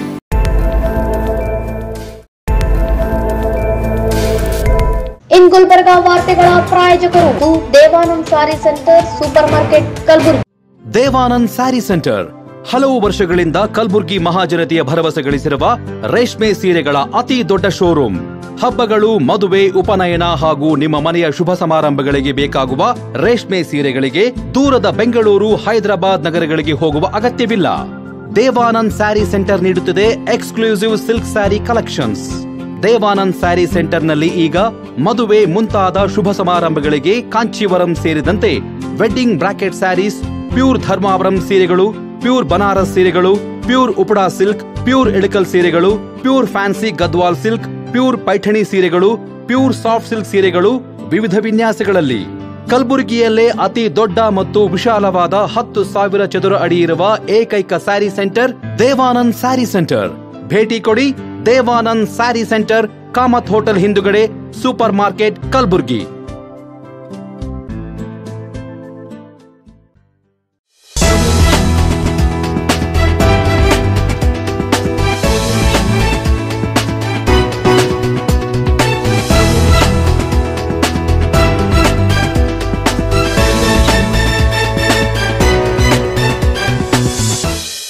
ಮತ್ತೊಮ್ಮೆ ವಾರ್ತೆಗಳಿಗೆ ಸ್ವಾಗತ. ಕೋಟಾ ಕಾಯ್ದೆ 2003 ಸಿಗರೆಟ್ ಮತ್ತು ಇತರೆ ತಂಬಾಕು ಉತ್ಪನ್ನಗಳ ಅಧಿನಿಯಮ 2003ರ ಪರಿಣಾಮಕಾರಿ ಅನುಷ್ಠಾನ, ಸಾಮರ್ಥ್ಯಾಭಿವೃದ್ಧಿ ಮತ್ತು ಮೇಲ್ವಿಚಾರಣೆ ಕುರಿತು ಜಿಲ್ಲಾ ಮತ್ತು ತಾಲೂಕಾ ಮಟ್ಟದ ಪ್ರಾಧಿಕೃತ ಅಧಿಕಾರಿಗಳಿಗೆ ಒಂದು ದಿನ ತರಬೇತಿ ಕಾರ್ಯಕ್ರಮ ನೆರವೇರಿಸಲಾಯಿತು. ಜಿಲ್ಲಾಡಳಿತ, ಜಿಲ್ಲಾ ಪಂಚಾಯತ್, ಜಿಲ್ಲಾ ಆರೋಗ್ಯ ಮತ್ತು ಕುಟುಂಬ ಕಲ್ಯಾಣ ಇಲಾಖೆ, ಜಿಲ್ಲಾ ತಂಬಾಕು ನಿಯಂತ್ರಣ ಕೋಶ ಇವರುಗಳ ಸಂಯುಕ್ತಾಶ್ರಯದಲ್ಲಿ ನಗರದ ಜಿಲ್ಲಾ ಸಮೀಕ್ಷಣಾಧಿಕಾರಿಗಳ ಕಚೇರಿಯ ಹತ್ತಿರ ಡಿವಿಎಸ್ ವ್ಯಾಕ್ಸಿನ್ ಸ್ಟೋರ್ ಮೊದಲನೆಯ ಮಹಡಿಯ ಸಭಾಭವನ ಏರ್ಪಡಿಸಲಾಗಿದ್ದ ಕಾರ್ಯಾಗಾರವನ್ನು ಜಿಲ್ಲಾ ಸಮೀಕ್ಷಣಾಧಿಕಾರಿಗಳಾದ ಡಾಕ್ಟರ್ ರಾಕೇಶ್ ಕಾಂಬ್ಳೆ ಅವರು ನಡೆಸಿಕೊಟ್ಟರು. ತಂಬಾಕು ನಿಯಂತ್ರಣ ತನಿಖಾದಳದ ವತಿಯಿಂದ ಮಾನ್ಯ ಅಪರ ಜಿಲ್ಲಾಧಿಕಾರಿಗಳ ಆದೇಶದ ಮೇರೆಗೆ ಕಲಬುರಗಿ ಜಿಲ್ಲೆಯಾದ್ಯಂತ ಏಕಕಾಲದಲ್ಲಿ ಎಲ್ಲ ಇಲಾಖೆಯ ಸಹಯೋಗದೊಂದಿಗೆ ತಂಬಾಕು ತನಿಖಾ ದಾಳಿಗಳನ್ನು ಹಮ್ಮಿಕೊಂಡಿದ್ವಿ. ಆ ತನಿಖಾ ದಾಳಿಯಲ್ಲಿ ಸರಿಸುಮಾರು 40ಕ್ಕಿಂತ ಹೆಚ್ಚಿನ ಕಡೆ ಜಿಲ್ಲೆಯಾದ್ಯಂತ ಪ್ರತಿ ತಾಲೂಕು ಮತ್ತೆ ಹೋಬಳಿ ಮಟ್ಟದಲ್ಲಿ ತಂಬಾಕು ದಾಳಿಗಳನ್ನು ಹಮ್ಮಿಕೊಂಡು ಕೇಸಸ್ಗಳನ್ನು ಕೂಡ ನಾವು ಬುಕ್ ಮಾಡಿದರೆ ಅದಕ್ಕೆ ನಮ್ಮ ಜಿಲ್ಲಾ ತಂಬಾಕು ನಿಯಂತ್ರಣ ಕೋಶದ ವತಿಯಿಂದ ತಮಗೆ ತುಂಬು ಧನ್ಯವಾದಗಳನ್ನ ಅರ್ಪಿಸ್ತಾ ಇದ್ವಿ. ಇದೇ ರೀತಿ ಈ ಒಂದು ತಂಬಾಕು ನಿಯಂತ್ರಣ ಸಂಬಂಧಪಟ್ಟಂತೆ ತಾವು ಕೈಗೊಳ್ಳತಕ್ಕಂಥ ಕಾರ್ಯಚಟುವಟಿಕೆಗಳು ಬಹಳ ಮಹತ್ತರವಾಗಿ ಮುಂದಿನ ದಿನಗಳಲ್ಲಿ ನಡ್ಕೊಂಡು ಹೋಗಲಿ ಅಂತ ಹೇಳ್ಬಿಟ್ಟು ನಾನು ನಮ್ಮಲ್ಲಿ ಕೇಳ್ಕೊಳ್ತಾ ಇದ್ದೀನಿ. ಇವತ್ತಿನ ಮುಖ್ಯವಾಗಿ ಒಂದು ಕಾಯ್ದೆಗೆ ಸಂಬಂಧಪಟ್ಟಂತೆ ಈ ಒಂದು ಕಾರ್ಯಾಗಾರಕ್ಕೆ ತಮ್ಮನ್ನ ನಾವು ಇಲ್ಲಿ ಮುಖ್ಯವಾಗಿ ಕರೆದಿರುವ ಉದ್ದೇಶ ಇಷ್ಟೇ. ಸೊ ಈಗಾಗಲೇ ನಾವು ಕಾರ್ಯಾಗಾರಗಳನ್ನ ಅಥವಾ ಈ ಕೊಟ್ಪಾ ಕಾಯ್ದೆಗೆ ಸಂಬಂಧಪಟ್ಟಂತೆ ಬಹಳ ದಿನಗಳಿಂದ ನಾವು ಮಾತಾಡ್ತಾ ಬರ್ತಾ ಇದ್ವಿ. ತಮಗೆ ಗೊತ್ತಿರುವ ಹಾಗೆ ಕೊಟ್ಪಾ ಕಾಯ್ದೆ 2003ರಲ್ಲಿ ಬಂದದ್ದು ಕೂಡ. ಸೊ ಇವತ್ತು ನಾವು ಅದನ್ನ ಅನುಷ್ಠಾನಗೊಳಿಸ್ತಾ ಇರುವಂತದ್ದು ಕಳೆದ 2013ರಿಂದ ನಮ್ಮ ಕಲಬುರಗಿ ಜಿಲ್ಲೆಯಾದ್ಯಂತ ಈ ಕಾರ್ಯಕ್ರಮವನ್ನ ಅನುಷ್ಠಾನಗೊಳಿಸುತ್ತಾ ನಿರಂತರವಾಗಿ ಅನುಷ್ಠಾನಗೊಳಿಸುತ್ತಾ ನಾವು ಬಂದಿದ್ದೀವಿ. ಸೊ ಇಲ್ಲಿ ಬಹಳ ಮುಖ್ಯವಾದಂತಹ ಪಾತ್ರ ಏನಪ್ಪಾ ಅಂತ ಹೇಳಿದ್ರೆ ಈ ಕಾಯ್ದೆ ಅನುಷ್ಠಾನ ಸಂಬಂಧಪಟ್ಟಂತೆ ನಾವು ಮೊದಲನೇ ಹಂತದಲ್ಲಿ ನೋಡುವ ಸಂದರ್ಭದಲ್ಲಿ ಕೋಟ್ಪಾಲ್ ಕಾಯ್ದೆ ತಂಬಾಕು ನಿಯಂತ್ರಣಕ್ಕೆ ಸಂಬಂಧಪಟ್ಟಂತೆ ಯಾವುದಾದ್ರು ಕಾನೂನುಗಳಿದ್ರಪ್ಪ ಅಂತ ಹೇಳಿದ್ರೆ ಅದು ಕೋಟ್ಪಾಲ್ ಕಾಯ್ದೆಗಳಂತ ನಾವು ಮಾತ್ರ ಮಾತಾಡ್ತೀವಿ. ಸೊ ಇನ್ನು ಉಳಿದಂತೆ ಸಂಬಂಧಪಟ್ಟಂತೆ ನೋಡದ ಹೋದ್ರೆ ಈಗ ನಾವು 10 ವರ್ಷಗಳಲ್ಲಿ ನೋಡದ ಹೋದಾಗ ಸಾಕಷ್ಟು ಬದಲಾವಣೆಗಳನ್ನ ಕಾಯ್ದೆ ಅನುಷ್ಠಾನ ಸಂಬಂಧಪಟ್ಟಂತೆ ಬದಲಾವಣೆಗಳು ಮೂಲ ಕಾಯ್ದೆಗಳಾಗಿರ್ಬೋದು ರಾಜ್ಯ ಅಮೆಂಡ್ಮೆಂಟ್ಗಳು ಬದಲಾವಣೆ ಆಗ್ತಾ ಬಂದಿದೆ. ತಮ್ಮೆಲ್ಲರ ಪರಿಶ್ರಮದಿಂದ ಇವತ್ತು ನಾವು ನೋಡೋದಾದ್ರಪ್ಪ ಅಂತ ಹೇಳಿದ್ರೆ ಕಾನೂನಿನ ಪರಿಣಾಮಕಾರಿ ಅನುಷ್ಠಾನ ಬಹಳ ಮಹತ್ತರವಾಗಿ ನಮ್ಮ ಜಿಲ್ಲೆ ಆಗಿರ್ಬೋದು, ರಾಜ್ಯ ಆಗಿರ್ಬೋದು, ದೇಶದಲ್ಲಿನೇ ನಾವು ಕರ್ನಾಟಕ ಒಂದು ಮಾದರಿ ರಾಜ್ಯವಾಗಿ ಈ ಕಾನೂನಿನ ಅನುಷ್ಠಾನಗೊಳಿಸ್ತಾ ಇದ್ದೀವಿ. ಅದಕ್ಕೆ ಮುಖ್ಯವಾಗಿ ಕಾರಣ ಏನಪ್ಪ ಅಂದ್ರೆ ನಮ್ಮ ಇಲಾಖೆಯ ಎಲ್ಲ ಇಲಾಖೆಯ ಬಹಳ ಮಹತ್ತರವಾದ ಸಹಕಾರ. ವಿಶೇಷವಾಗಿ ಹೇಳಬೇಕು ಅಂತ ಹೇಳಿದ್ರೆ ದಿನಾಲೂ ರೂಟೀನ್ ಆಕ್ಟಿವಿಟಿ ಲಾ ಇಂಪ್ಲಿಮೆಂಟೇಷನ್ ಆಕ್ಟಿವಿಟಿಗಳಿರ್ತಕ್ಕಂಥ ನಮ್ಮ ಪೊಲೀಸ್ ಇಲಾಖೆಯ ಪಾತ್ರ ಬಹಳ ಮಹತ್ವದ್ದಾಗಿದ್ದು, ಸೊ ಎಲ್ಲ ಇಲಾಖೆಯ ಸಹಕಾರದಿಂದ ಏನಪ್ಪಾ ಅಂದ್ರೆ ಕಳೆದ 4 ರಿಂದ 5 ವರ್ಷದ ನಮ್ಮ ಫಿನಾನ್ಷಿಯಲ್ ಇಯರ್ ಅಲ್ಲಿ ನಾವು ನೋಡ್ತಾ ಹೋದಾಗ ಇಡೀ ದೇಶದಲ್ಲಿನ ಹೈಯೆಸ್ಟ್ ಫುಟ್ಪಾಲ್ ಕೇಸಸ್ಗಳನ್ನ ಬುಕ್ ಮಾಡಿರ್ತಕ್ಕಂಥ ರಾಜ್ಯ ನಮ್ಮ ಕರ್ನಾಟಕ ರಾಜ್ಯಕ್ಕೆ ಸಲ್ಲುತ್ತೆ. ಅದರ ಎಲ್ಲ ಕ್ರೆಡಿಟು ನಮ್ಮ ಇಲ್ಲಿ ಸೇರಿರ್ತಕ್ಕಂಥ ಎಲ್ಲ ಅಧಿಕಾರಿಗಳಿಗೆ ಅದು ಸಲ್ಲುತ್ತೆ. ಸೊ ಇದು ಯಾವುದೇ ಒಂದು ಆರೋಗ್ಯ ಇಲಾಖೆಯಿಂದ ಆಗಿರ್ಬೋದು, ಕೇವಲ ಪೊಲೀಸ್ ಇಲಾಖೆ ಆಗಿರ್ಬೋದು, ಕೇವಲ ನಗರಾಭಿವೃದ್ಧಿ ಇಲಾಖೆ ಆಗಿರ್ಬೋದು, ಅಥವಾ ಶಿಕ್ಷಣ ಇಲಾಖೆಯಿಂದ ಆಗಿರ್ಬೋದು, ಅಥವಾ KSRTC ಡಿಪಾರ್ಟ್ಮೆಂಟ್ ಆಗಿರ್ಬೋದು, ಅಥವಾ ಇಲ್ಲಿ ಸೇರಿರ್ತಕ್ಕಂಥ ಎಲ್ಲ ಇಲಾಖೆಗಳನ್ನ ನಾವೇನ್ ಹೇಳ್ತೀವಿ, ಇದು ಜಂಟಿಯಾಗಿ ಎಲ್ಲ ಇಲಾಖೆಗಳ ಸಹಕಾರದೊಂದಿಗೆ ಬಹಳ ಪ್ರಾಮುಖ್ಯವಾಗಿ ಇದನ್ನ ಅನುಷ್ಠಾನಗೊಳಿಸಿದ್ದಾರೆ. ಯಾಕಂದ್ರೆ ವಿಶೇಷವಾಗಿ ಈ ಒಂದು ತಂಬಾಕು ಮತ್ತೆ ತಂಬಾಕು ಸೇವನೆಯಿಂದ ಆಗ್ತಕ್ಕಂಥ ದುಷ್ಪರಿಣಾಮಗಳು, ಅದರ ಸಾವು ನೋವುಗಳ ಬಗ್ಗೆ ನಾವು ನೋಡ್ತಾ ಹೋದಾಗ ಬಹಳ ನಮಗೆ ಈ ಸಾವು ನೋವುಗಳು ಬಹಳ ಬೇರೆ ಬೇರೆ ಕಾಯಿಲೆಗಳಿಂದ ನಾವು ನೋಡ್ತಾ ಇದ್ವಿ. ಅದು TB ಆಗಿರ್ಬೋದು, HIV ಆಗಿರ್ಬೋದು, ಮಲೇರಿಯಾ ಆಗಿರ್ಬೋದು, ಕಾಲರಾ ಆಗಿರ್ಬೋದು, ಜಗತ್ತಿನ ಎಲ್ಲ ಸಾವು ನೋವುಗಳೇನು ಬೇರೆ ತಂಬಾಕಿನ ಹೊರತಾಗಿ ಸಾವು ನೋವುಗಳನ್ನ ಒಂದು ಕಡೆ ತೂಗಿದ್ರೆ, ತಂಬಾಕಿನಿಂದ ಆಗ್ತಕ್ಕಂಥ ಸಾವುಗಳನ್ನ ಒಂದು ಕಡೆಯಲ್ಲಿ ತೂಗಿದ್ರೆ, ಹೆಚ್ಚಿನ ಸಂಖ್ಯೆಯಲ್ಲಿ ತಂಬಾಕು ಸೇವನೆಯಿಂದ ಆಗ್ತಕ್ಕಂಥ ತಂಬಾಕು ಮತ್ತು ತಂಬಾಕು ಸೇವನೆಯಿಂದ ಬರ್ತಕ್ಕಂಥ ಕಾಯಿಲೆಗಳಿಂದ ಜನರು ಸಾವನ್ನ ಜಾಸ್ತಿ ಆಗ್ತಿದ್ದಾರೆ. ಈಗ ಅದು 13 ನಮ್ಮ ಭಾರತ ದೇಶದಲ್ಲೇನೆ 13 ಲಕ್ಷಕ್ಕಿಂತ ಜಾಸ್ತಿ ಜನ ಪ್ರತಿ ವರ್ಷ 13 ಲಕ್ಷಕ್ಕಿಂತ ಜಾಸ್ತಿ ತಂಬಾಕು ಸಂಬಂಧಿ ಕಾಯಿಲೆಗಳಿಂದ ಸಾವನ್ನಾಗ್ತಿದ್ದಾರೆ. ಸೊ ಹಾಗಾಗಿ ಇದನ್ನೆಲ್ಲವೂ ಮನಗಂಡು ಏನಪ್ಪ ಅಂತಂದ್ರೆ ಇವತ್ತು ನಾವು ಏನೇ ಕಾನೂನನ್ನ ಅನುಷ್ಠಾನಗೊಳಿಸ್ತಾ ಇದ್ವಿ. ಇದರ ಹೊರತಾಗಿ ನಾವು ಕೆಲವೊಂದಿಷ್ಟು ಕಾನೂನುಗಳನ್ನ ನಾವು ಇಲ್ಲಿ ಅನುಷ್ಠಾನಕ್ಕೆ ತರುವ ನಿಟ್ಟಿನಲ್ಲಿ ನಮ್ಮ ವಿಶೇಷವಾಗಿ ಕರ್ನಾಟಕ ಸರ್ಕಾರ ಬಹಳ ಮಹತ್ತರವಾದ ಕಾನೂನುಗಳನ್ನು ಕೂಡ ಜಾರಿಗೆ ತಂದಿದೆ. ಅದು ತಮಗೆಲ್ಲರೂ ಗೊತ್ತಿರುವಂತಹ ಹಾಗೆ ಸೊ ಟೊಬ್ಯಾಕೋ ವಿಂಟರ್ ಲೈಸೆನ್ಸಿಂಗ್ ಅನ್ನ ನಾವು ಕಾನೂನನ್ನು ಅನುಷ್ಠಾನಗೊಳಿಸಿದ್ದೀವಿ. ಈಗೆಲ್ಲ ನಗರ ಸ್ಥಳೀಯ ಸಂಸ್ಥೆಗಳಲ್ಲಿ ತಂಬಾಕು ಉತ್ಪನ್ನಗಳನ್ನ ಮಾರಾಟ ಮಾಡಬೇಕಾದ್ರೆ ಪ್ರತ್ಯೇಕವಾದ ಉದ್ಯಮ ಪರವಾನಗಿಯನ್ನು ಪಡ್ಕೊಳ್ಬೇಕಂತ ಹೇಳಿಬಿಟ್ಟು ಈಗಾಗಲೇ 2022ರಲ್ಲಿ ಗೆಜೆಟ್ ನೋಟಿಫಿಕೇಶನ್ ಆಗಿರುವಂಥದ್ದು. ಸೊ ಅದಾದ ನಂತರ ನಮ್ಮ ಕರ್ನಾಟಕ ರಾಜ್ಯದಲ್ಲಿ ದೇಶದಲ್ಲಿ ಬ್ಯಾನ್ ಆಗೋಕ್ಕಿಂತ ಮುಂಚೆನೆ electronic nicotine delivery system cigarette ಅಂತ ಏನ್ ಹೇಳ್ತೀವಿ, ಸಿಗರೆಟ್ ಅನ್ನು ಸಂಪೂರ್ಣವಾಗಿ ಮ್ಯಾನುಫ್ಯಾಕ್ಚರಿಂಗ್, ಸ್ಟೋರೇಜ್, ಡಿಸ್ಟ್ರಿಬ್ಯೂಷನ್ ಕಂಪ್ಲೀಟ್ ಆಗಿ ಸಂಪೂರ್ಣವಾಗಿ ನಮ್ಮ ಕರ್ನಾಟಕದಲ್ಲಿ 2016ರಲ್ಲಿ ಕೂಡ ಅದನ್ನ ಸಿಗರೆಟ್ ಬ್ಯಾನ್ ಆಗಿದೆ. ಅದಾದ ನಂತರ 2019ರಲ್ಲಿ ನಮ್ಮ ಕೇಂದ್ರ ಸರ್ಕಾರ ಈ ಒಂದು ಸಿಗರೆಟ್ ಅನ್ನ ಸಂಪೂರ್ಣವಾಗಿ ಬ್ಯಾನ್ ಅನ್ನ ಮಾಡಿದೆ. ಸೊ ಇವೆಲ್ಲ ಕಾನೂನುಗಳ ಬಗ್ಗೆ ನಾವು ಅನುಷ್ಠಾನಗೊಳಿಸ್ತಾ ಇದ್ದೀವಿ. ಇವೆಲ್ಲ ಕಾನೂನುಗಳ ಅನುಷ್ಠಾನಗೊಳಿಸಿಕೊಂಡು ಮಾಡುವ ನಿಟ್ಟಿನಲ್ಲಿ ಕೂಡ ಸೊ ಇವಾಗ ನಾವು ಮಾಡತಕ್ಕಂಥ ಕೆಲಸ ನಾವು ನೋಡ್ತಾ ಇದ್ದೀವಿ, ಎಲ್ಲವೂ ಆಗ್ತಾ ಇದೆ. ಸೊ ಈ ಒಂದು ನಾವು ಮಾಡಿರ್ತಕ್ಕಂಥ ಕಾರ್ಯಚಟುವಟಿಕೆ ಆಗಿರ್ಬೋದು, ನಮ್ಮೆಲ್ಲರ ಪರಿಶ್ರಮ ಆಗಿರ್ಬೋದು, ಏನಾದರೂ ಬದಲಾವಣೆಗಳನ್ನ ನಾವು ಕಾಣ್ತಾ ಇದ್ದೀವ?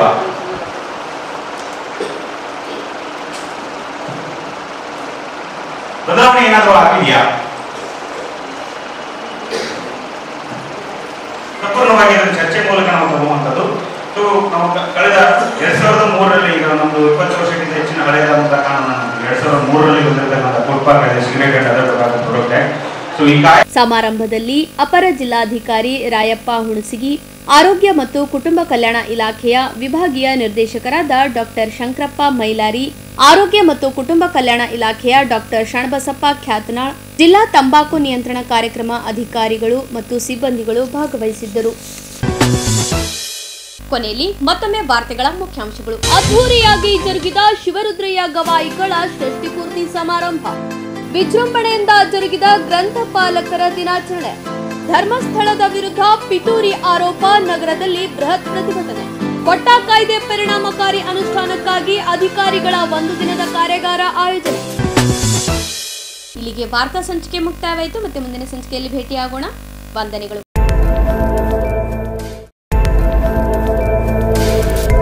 In Gulbarga ಗುಲ್ಬರ್ಗಾ ವಾರ್ತೆಗಳ ಪ್ರಾಯೋಜಕರು Devanand sari centre super market Kalaburagi. Devanand sari centre ಹಲವು ವರ್ಷಗಳಿಂದ ಕಲಬುರ್ಗಿ ಮಹಾಜನತೆಯ ಭರವಸೆ ಗಳಿಸಿರುವ ರೇಷ್ಮೆ ಸೀರೆಗಳ ಅತಿ ದೊಡ್ಡ ಶೋರೂಮ್.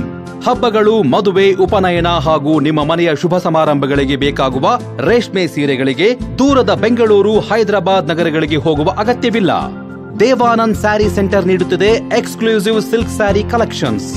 ದೇವಾನಂದ್ ಸ್ಯಾರಿ ಸೆಂಟರ್ನಲ್ಲಿ ಈಗ ಮದುವೆ ಮುಂತಾದ ಶುಭ ಸಮಾರಂಭಗಳಿಗೆ ಕಾಂಚೀವರಂ ಸೇರಿದಂತೆ wedding brocade saris, pure Dharmavaram ಸೀರೆಗಳು, ಪ್ಯೂರ್ ಬನಾರಸ್ ಸೀರೆಗಳು, pure Uppada silk, pure Ilkal ಸೀರೆಗಳು, pure fancy Gadwal silk, pure Paithani ಸೀರೆಗಳು, ಪ್ಯೂರ್ ಸಾಫ್ಟ್ ಸಿಲ್ಕ್ ಸೀರೆಗಳು ವಿವಿಧ ವಿನ್ಯಾಸಗಳಲ್ಲಿ. ಕಲಬುರಗಿಯಲ್ಲೇ ಅತಿ ದೊಡ್ಡ ಮತ್ತು ವಿಶಾಲವಾದ 10,000 ಚದುರ ಅಡಿ ಇರುವ ಏಕೈಕ ಸ್ಯಾರಿ ಸೆಂಟರ್ ದೇವಾನಂದ್ ಸ್ಯಾರಿ ಸೆಂಟರ್. ಭೇಟಿ ಕೊಡಿ.